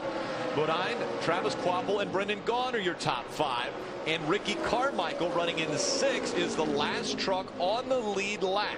Right now the top 7 trucks have not made their way to pit road for this round of pit stops. They have to be getting close. There comes Joey Coulter. Joey Coulter's getting ready to come down pit road right now. Let's make sure this is a young driver. Make sure no mistakes, Michael. He comes on to pit road. It looks like Parker Kligerman might be coming onto pit road as well. No, that's not Parker Kligerman behind him. It's Justin Lawson. Justin Lawson at 46. I was watching his truck. He went really high, almost got in the wall down in 3 and 4, and then came straight to pit road. Coulter's done a great job so far, Phil. He got that thing down to speed and looks like he's going to get to his pit stall without any issues. Right. Right side tires for these guys, just as you guys were talking about. They wanted to make an air pressure adjustment. Half a pound in the right front. He only needed about 6 seconds of fuel, so that'll be a fast stop for the 22. I like that call. Make something happen here. Kyle Busch right now is the top running truck that made his green flag pit stop. We'll see how it shakes out when Joey Coulter gets back on the racetrack. We know Kyle Busch put 4 tires on. I like the fact that Elliott Sadler swapped it up. A lot of guys doing different things. You can see the 46 here. He didn't plan to come to pit road, I don't believe. I think that this team was going to maybe just gas and go. When he slid that left front tire so far, they called an audible and put left side tires on that truck. So that was a smart call. But he was way up out of the groove. And he just made a dead left and came to pit road. James Buescher, your race leader, on pit road now. So Buescher gives the lead up to Todd Bodine, who's still out on the racetrack. Actually, Bodine following him. We go to Hermie. Yeah, we talked in the pre-race show about how good tire wear can affect race strategy. James Buescher stayed on the racetrack as long as he could to get fuel only on his last stop. Now things are starting to heat up. I like that call as well. I like that call as well. But to me, if you have to put a can of gas in as Todd Bodine is making his pit stop, he's going to go with 4 tires. You see his left front tire changer fall down. If you're going to put 1 can of gas in, you might as well change 2 tires. Do it about the same time. You're right, Bill. Bodine on and off of pit road. Nelson Piquet Jr. Remember the mistake he had, but he was trailing Johnny Sauter, who's off the racetrack. But check this out, Rick. He gets down into turn 3 and 4, jumps over the cushion we talk about. He's up out of the groove. Look how sideways he is, and look where he's headed. We've seen trucks crash when they get up here. He almost does. Is able to hang on to that truck, though. A great job of holding on to the truck, but it's going to lose another 2 or 3 seconds while he does that. Hermie. Yeah, Brendan Gaughan making his way to pit road. He came to pit road, got fuel only on his last stop. He also extended his last tire run, trying to make up some track position at the end of this race. Just the 10th race of the 2011 season. And already coming in, Johnny Sauter, your points leader, he's had problems.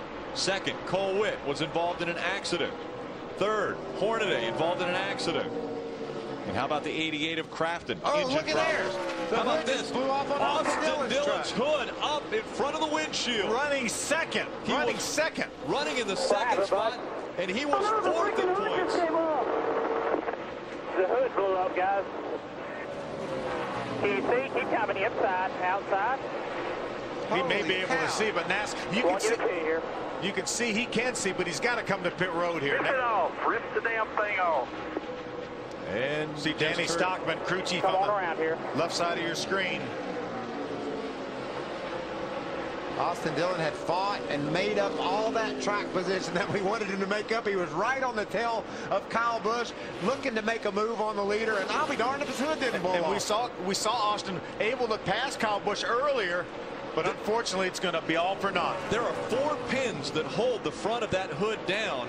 Something crazy had to happen for all 4 of those pins to fail for that hood to come up. Yeah, one of them fails and it gets a little air in there to rip the rest of them out. But you're right, Rick, we never see this happen. And this guy's trying to get the lead of the race and his hood blows off.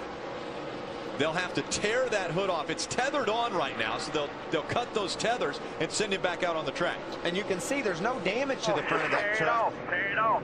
So he didn't run into anyone. Exactly. That's the only thing. You can run into somebody, maybe knock a couple pins loose, and then the other 2 are pulled off by the air. But it looks like no damage at all to that truck. As you said, my 1 pin came out, the thing kept working. All 4 pins are gone from where they would be on the front of that truck. You don't see the pins coming up. They're cutting off the tethers to get rid of that hood. It's taking a little bit longer than I bet you they hoped it would. Tells you how tough those tethers are to keep those hoods in place. Right. Well, guys, the left side of the hood was already dislodged from where it hooks to the body. They got the right side easy, but just as you said, it was the tether that took him the longest time on the right side. Hood is away, and he'll go back. But, boy, an interesting night in the points tonight as Sauter has been behind the wall, and that happens to Dillon. Yeah. Going for second, Austin Dillon. The hood flies up on his truck. You know, and what a great point Ray makes on the point standings. I'm so into this race. The guys that are trying to win the race having all this stuff go crazy. It's having repercussions on our points as well. Watch, look at it. Look at the right side. Right side hop a little bit. The pins have come loose on the right side.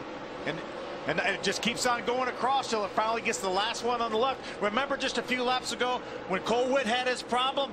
We said, well, he's out of it now. Right now, he hasn't lost but just 3 points from the lead.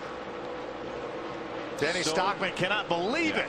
So many problems for a top 5 in points in this race. And it's all happened just, I mean, it's crazy the things that have gone on. Ron Hornaday, 4-time champ, won last week. He gets in a crash with our second place man in points, and this guy's trying to win the darn race. His hood blows off. But what a great, you know, NASCAR's safety procedures they've gone through. That hood would have went flying in the air if it weren't for those tethers. Don't tell him where it could have went. I mean, when he was on the front stretch, it could have gone into grandstands, but NASCAR recognized that several years ago, and you have to tie him down. After all of the craziness that has taken place on pit road and on the racetrack, Kyle Busch is back out in front of this field. And by the way, guys, he started last. We're inside of 10 laps to go, and that's Joey Coulter, just turned 21 a few weeks ago, racing Kyle Busch for the lead here. And by the way, he beat him 3/10 the last lap. He's way faster than Kyle Busch right now. Oh, we got a spinner. Right behind them, the 99 of Charlie Vest goes sideways. Go, Joey, go hard. Keep on going. He's all the way around. No caution yet. I think NASCAR's going to hold off throwing it, see if he can refire it. He's right on pit road. He's really out of the racing groove completely right now. If he sits there, obviously NASCAR will have no choice but to throw the caution. And he is sitting there right now. But look at this battle we got for the lead. Caution comes out inside of 10 laps to go. Look out, look out, look out, look out. Turn 4. The 32 of Steve Arpin slides, and magically Charlie Vest gets it running and pulls out of the way. It's a heck of a day at sea, guys. I mean, everything in the whole world has gone to heck right now. What is going on? Wow. I thought Steve Arpin was going to drill Charlie down there. Oh, I'm nervous. Arpin was 9th. How did he spin out? Sliding coming through turns 3 and 4. Remember Nelson Piquet Jr. and all the problems he had pit road took him out of contention. He's 3rd. He will line up on the inside of the 2nd row on this restart. Yeah, and look at the guys that Kyle Busch is going to have to try to hold off. None of them have won a race. Heck, the top Joey 5 Coulter hasn't won a race except Nelson for Kyle Piquet Busch. Jr., Jason White, Parker Kligerman, all in your top 5 that have not won in the Truck Series. Here's the leaders go by, the 99. It just sucks him around a little bit. He got a little bit loose, tried to chase it, and then got loose again. He does a nice job keeping that truck out of the outside wall. Whew. I really thought he would have been able to refire that truck and continue on, not cause a caution flag, but then Steve Arpin came along and spun as well. There's Steve Arpin. I thought he was going to come down off the racetrack. Look where he's headed, Phil. Right for Charlie. He's going to drill the 99 if it doesn't move. But Charlie didn't just move because he saw Steve coming. Charlie was on his way to move, and that's why Steve didn't clobber him. Holy cow. So out in front of this field, when we go back to racing, Kyle Busch, Joey Coulter. They'll make up row number 1. Nelson Piquet Jr. and Jason White, Parker Kligerman to make it up your top 5. 4 of the top 5 have never won a truck race.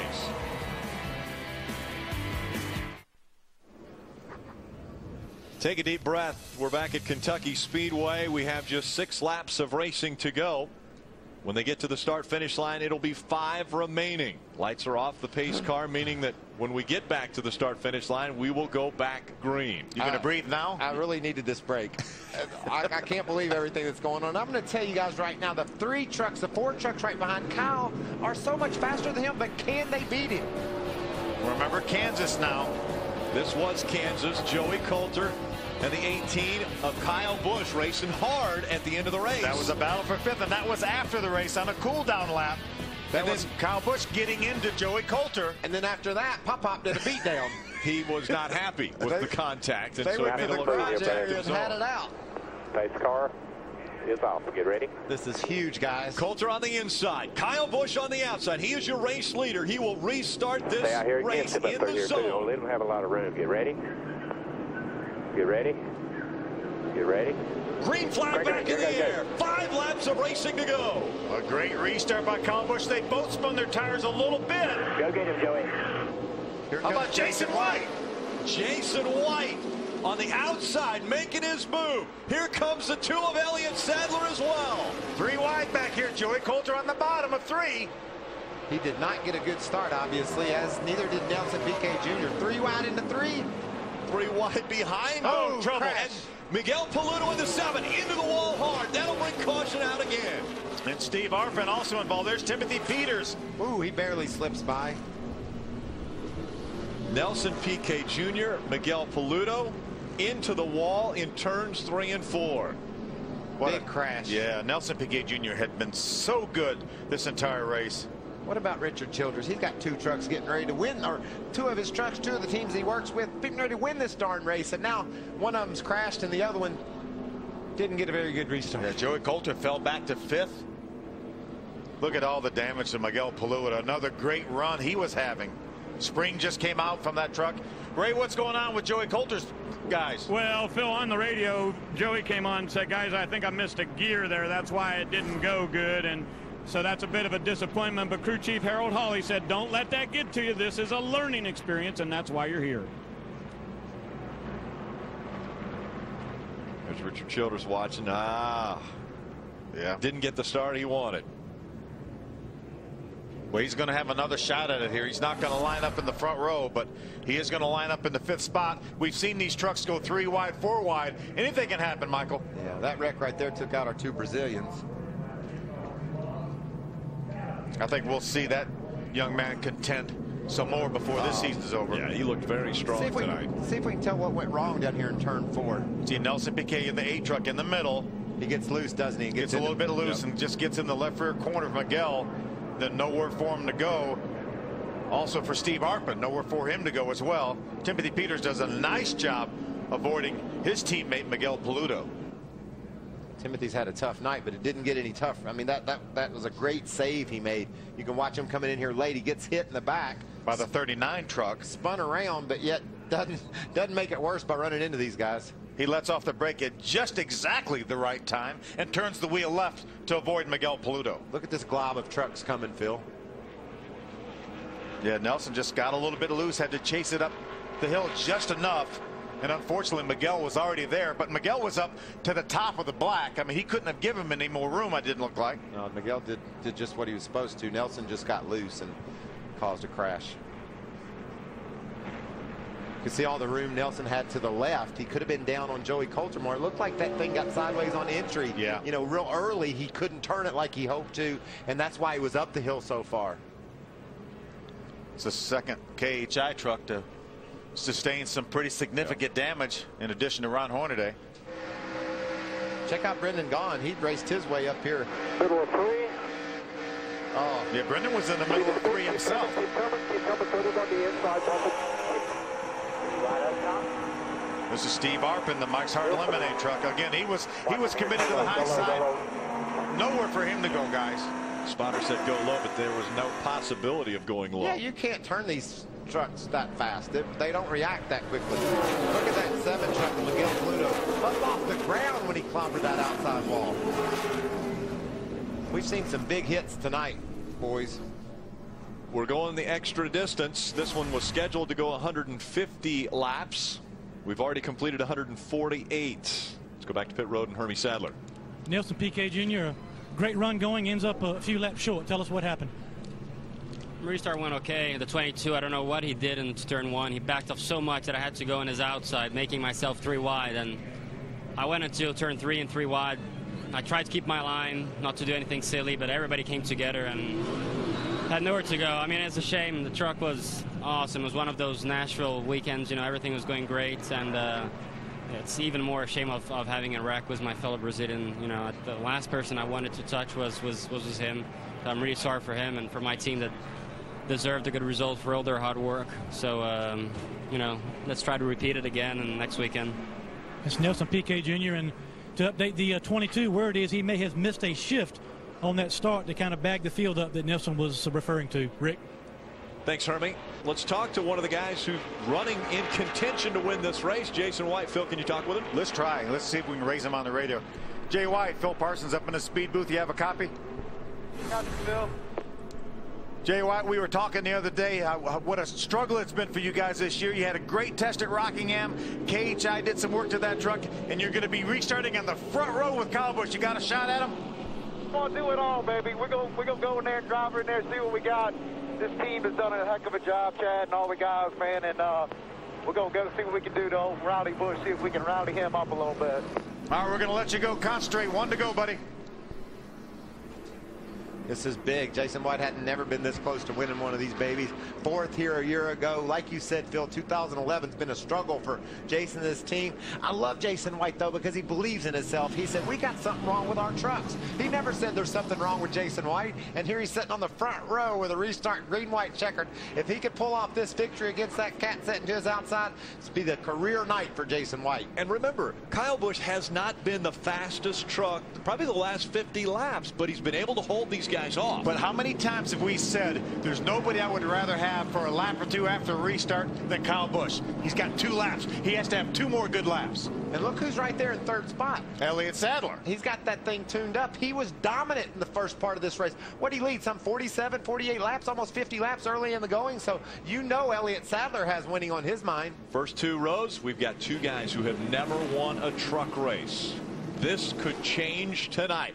A green-white checker finish. It's the 3rd one of 2011, the 3rd time it's happened at Kentucky. Coming back through the tri-oval, Kyle Busch, Jason White, 1 and 2. Green flag back in the air.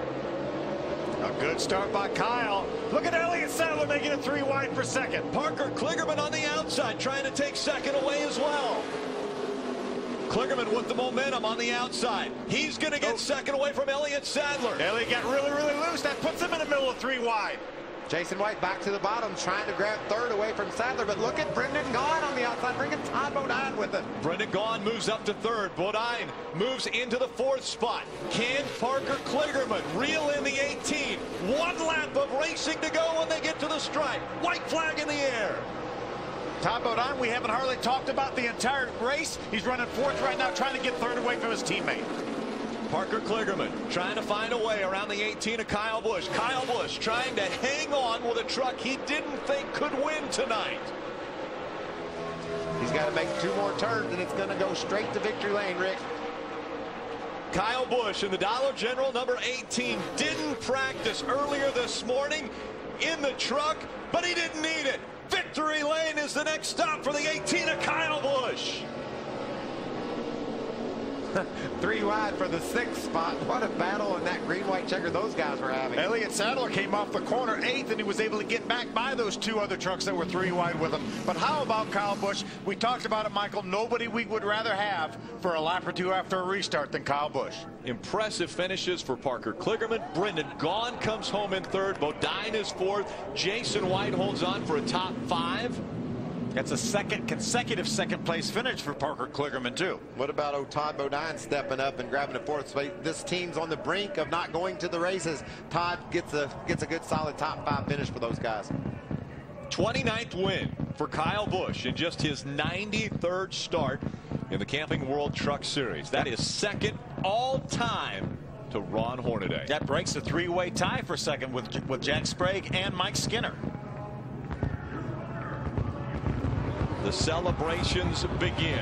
Watch what Kyle Busch does here, Phil. He's going to go ahead and squeeze old Jay White down. Look, he's sort of out of line. He's going to bring the other guys in line with him, but he's got Jay pinched down. That's just a way of just rattling Jay's cage a little bit, saying, okay, I'm going to come over, and Jason, instead of thinking about nailing that restart, Jason might be thinking for a split second, what's he doing? Why is he doing that? And that threw him off just enough for Kyle to get that huge jump.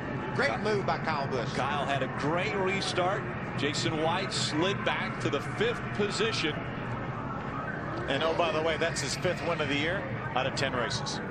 5th win by Kyle Busch. And remember, Kyle Busch Motorsports won with Casey Kane when Kyle wasn't in the truck. So the 6th win for Kyle Busch Motorsports in 10 races. Pretty impressive for our last year's championship owning team. Very impressive. Kyle Busch once again celebrates in the Camping World Truck Series. He talked about it earlier this week. He really wants to do the sweep here. He's got a pretty good start. He started that. I think he's the only guy that can. He is now. So he'll grab the checkered flag. You know, it's amazing the response he gets. You can hear the boos. You can hear the cheers. Everybody's saying something. Yes. They're voicing their opinions. Remember at Bristol? Started last, drove victory lane, Kentucky. Starts last, wins again.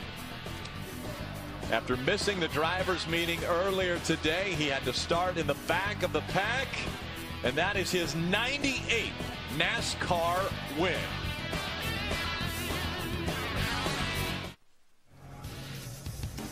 Welcome back to Kentucky Speedway, and there in victory lane is Kyle Rowdy Busch. Let's go down to Hermie. Kyle Busch, Camping World Truck Series victory number 29 and number 6 of 10 this year for Kyle Busch Motorsports.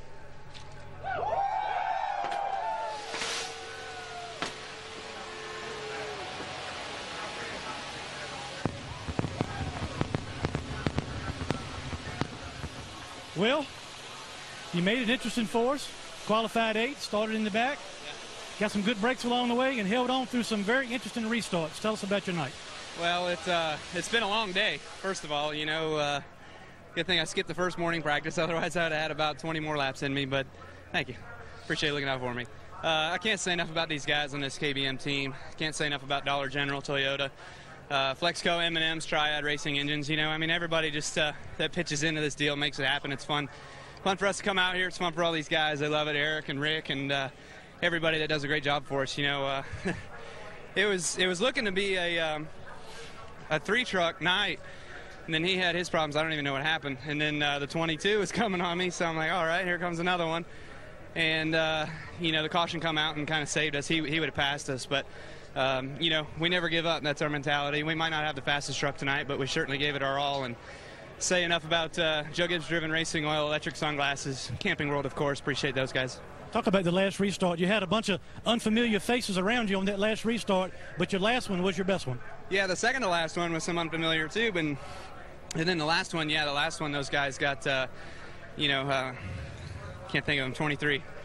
Jason White. Jason White, sorry, Jason. But yeah, I mean, Jason was on my inside there, and I know these guys are racing for their lives, you know, trying to get their first win, and we were just able to motor on and get a better restart than they did, you know, not spin our tires as much and accelerate forward. So, again, you know, just a great night for all of us. Thank all these guys. They did a great job for me all weekend, and hopefully this is just a start. Maybe we can have a couple more this weekend, and we'll see. But thank Gillette and the fans as well, too.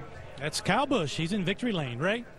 And Parker Kligerman was watching the video there. We've been talking a little bit. I know I heard you on the radio say you chased the track a lot tonight, but how about back-to-back second-place finishes?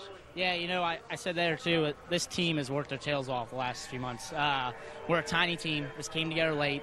I put us in a little bit of a hole at the beginning of the year in terms of kind of crashing trucks and such, but, you know, I kind of got my head screwed on straight here these last few races, and we've just slowly chipped away at it. You know, qualifying one better each week, obviously finishing second twice in a row. And, you know, as a tiny team, we need those little breaks that we just had to get trucks built and such.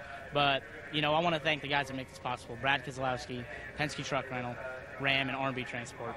They make this possible. You know, we're trying to go the whole season. We want to, you know, get high in the points, convince these people that we need to go the whole season. And I just can't thank these guys enough. My crew chief, Jeff Stankwitz, you got to hear this. This marks his first year as a crew chief.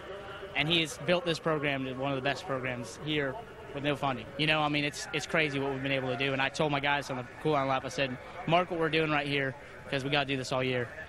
And on top of that, I want to say that I wanted to make a move on 18, but we had top points tonight, and we really needed them. So. He's going for points, guys. You believe that? I mean, he's racing side by side with Kyle Busch. Great night tonight for Team 29. And we take a look at those Ford point standings. Amazingly enough, the top 6 in points all had issues tonight. That is amazing. Johnny Sauter added 3 points, and he had a broken axle. Yeah, how about that? Cole, we thought he was going to come out here 40, 50 points behind. He ends up staying in second. But how about Parker Kligerman, James Buescher, both jumping up 3 positions. And remember, James Buescher missed a race. If James Buescher would have run in one of his team trucks at Phoenix and maybe had a 15th place finish, he right now would be inside of 5 points of the lead.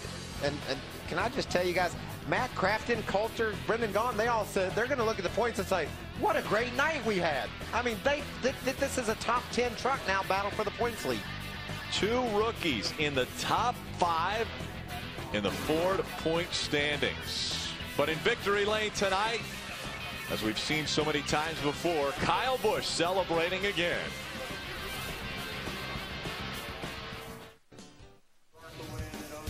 The NASCAR Camping World Truck Series on Speed is brought to you by Camping World RV Sales. The best selection and best value on travel trailers, guaranteed. By KFC. Today is a KFC day, and today tastes so good. And by Touch of Gray. Gets rid of some gray, never all. Welcome back under the lights at Kentucky Speedway. Let's hear from the guy who finished third, Brendan Gaughan. A pretty good effort in qualifying, but an outstanding effort. What did you guys do right tonight to make this top 5 happen? Wasn't anything I did. Brian Berry and the boys worked hard. I pounded the right side off our Tundra, and Brian did a bunch of adjustments in the end. We did 2 tires, and then restarts. I've always said I learned from Ron and Jack years ago how to restart, do a little different things on my transmissions, and restarts got me here. I mean, I passed, 7, 8, 9 cars and 2 restarts, so love that transmission, love the Germain boys. All right, Brendan Gaughan with another great run. He comes home in 3rd place. And a great finish for Brendan Gaughan. Let's take a look at our Touch of Gray winning moments. The winning touch by Touch of Gray. And Kyle Busch started the day off after he missed the drivers' meeting. He had to go to the back of the field to start. Yeah, and in between that start of the race and the end of the race, he passed an awful lot of trucks. There he is going by 2 trucks right here at the same time. Yeah, and he wound up right at the front of the field. Squeezed down on Jason White a little bit, maybe threw Jason off his game just enough for Kyle to get the break that he needed. Elliott Sadler, Parker Krigleman, 3 wide with Jason White, but at the checker, the result was something we've come accustomed to in 2011. Yeah, or in his brief career, 29 times he's been to victory lane. That was the Touch of Gray winning touch. The hat dance continues in victory lane for Kyle Busch. We'll be back in just a moment here at Kentucky Speedway.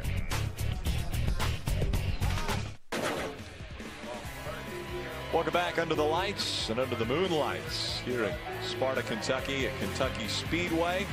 Let's hear from the guy who came oh so close to getting his first win. Driver the 22, Joey Coulter, with Herman. Thank you, Rick. And Joey Coulter, you know, a couple months ago you might have been ecstatic with a 7th place finish, but still a good run. But you guys, if that caution had came out, Kyle Busch said in victory lane, you guys were going to be the truck to beat. Man, I was so bummed when that caution came out. You know, I wasn't too worried about it. You know, I knew we had a good truck. You know, I don't know, kind of missed it on the restart. And then the second restart, whatever I hurt the first one, messed up in the second one. So, you know, it just had a good 3rd gear and thought I was going to be able to stick with him, and then just missed 4th gear. I pulled it back and it didn't go all the way in. But it was a great night for the number 22. I mean, awesome pit stops. Harold played great pit strategy. And, you know, we're ready to go to Iowa. I can't wait. It's one of my favorite racetracks, so we're looking forward to it. These guys are gaining momentum every week. Ray? I didn't even notice you were here in qualifying, but all of a sudden I had to notice you were here at the end. What was the difference? Worked hard. You know, Georgia Boots on the truck, and they're the hardest working boot in America, and we couldn't let them down, so we went out there and worked hard. Juniors made some great calls. I mean, we made huge changes in the setup, air pressures and wedges and rubbers and shocks, and I mean, we did a ton of stuff during the race. And at the end is when it was the best. We were a little better toward the middle, but then we got a little tight. But we never give up. You know, it's Germain Racing. You know, we never give up, and we still haven't given up. You know, we're not going to Iowa. No sponsor to go with, so anybody watching wants to sponsor a truck, we need a sponsor by Tuesday. All right, these guys never give up, and that brought them home another top 5. Thanks, Ray. A very unbelievable situation and scenario there for our defending series champion, Todd Bodine. It doesn't look like you're going to make the trip next week to Iowa. Yeah, it's too bad here, but what a great effort again by Kyle Busch and Parker Kligerman, 2nd consecutive top 2 finish. And how about the Germain guys, Brendan Gaughan, Todd Bodine with top 5s? Yeah, look at Jason White, a great night for him, having a chance to sniff that victory at the end. I know that meant a lot to Jason. 12 trucks on the lead lap when the checkered flag flew. It was a crazy night. We saw some amazing things on the racetrack. Again, coming in, your top 6 in points all had issues, either involved in accidents or had mechanical failures. Yeah, you got Johnny Sauter finishing 24th, Cole Witt finishing 26th, Hornaday finishing 27th. Amazing. Yeah, that's lottery kind of stuff. You can't say that the top 6 are going to have all going to have problems in the same race. How's that happen? Even though it was crazy at the beginning of the race and in the middle of the race, something normal happened once again. We saw Kyle Busch win another Camping World truck race. It's his 29th career truck win. Next week, The Camping World Truck Series heads to the heartland of America as it visits the Iowa Speedway. Last year, it was all about rookie Austin Dillon as he took the pole and went on to take home his first checkered. With this year's strong rookie class, will we see another young gun get their first Camping World Truck Series win? Tune in to find out. Chris Devoda hosts the setup starting at 7:30 p.m. Eastern, followed by flag-to-flag coverage, only on Speed.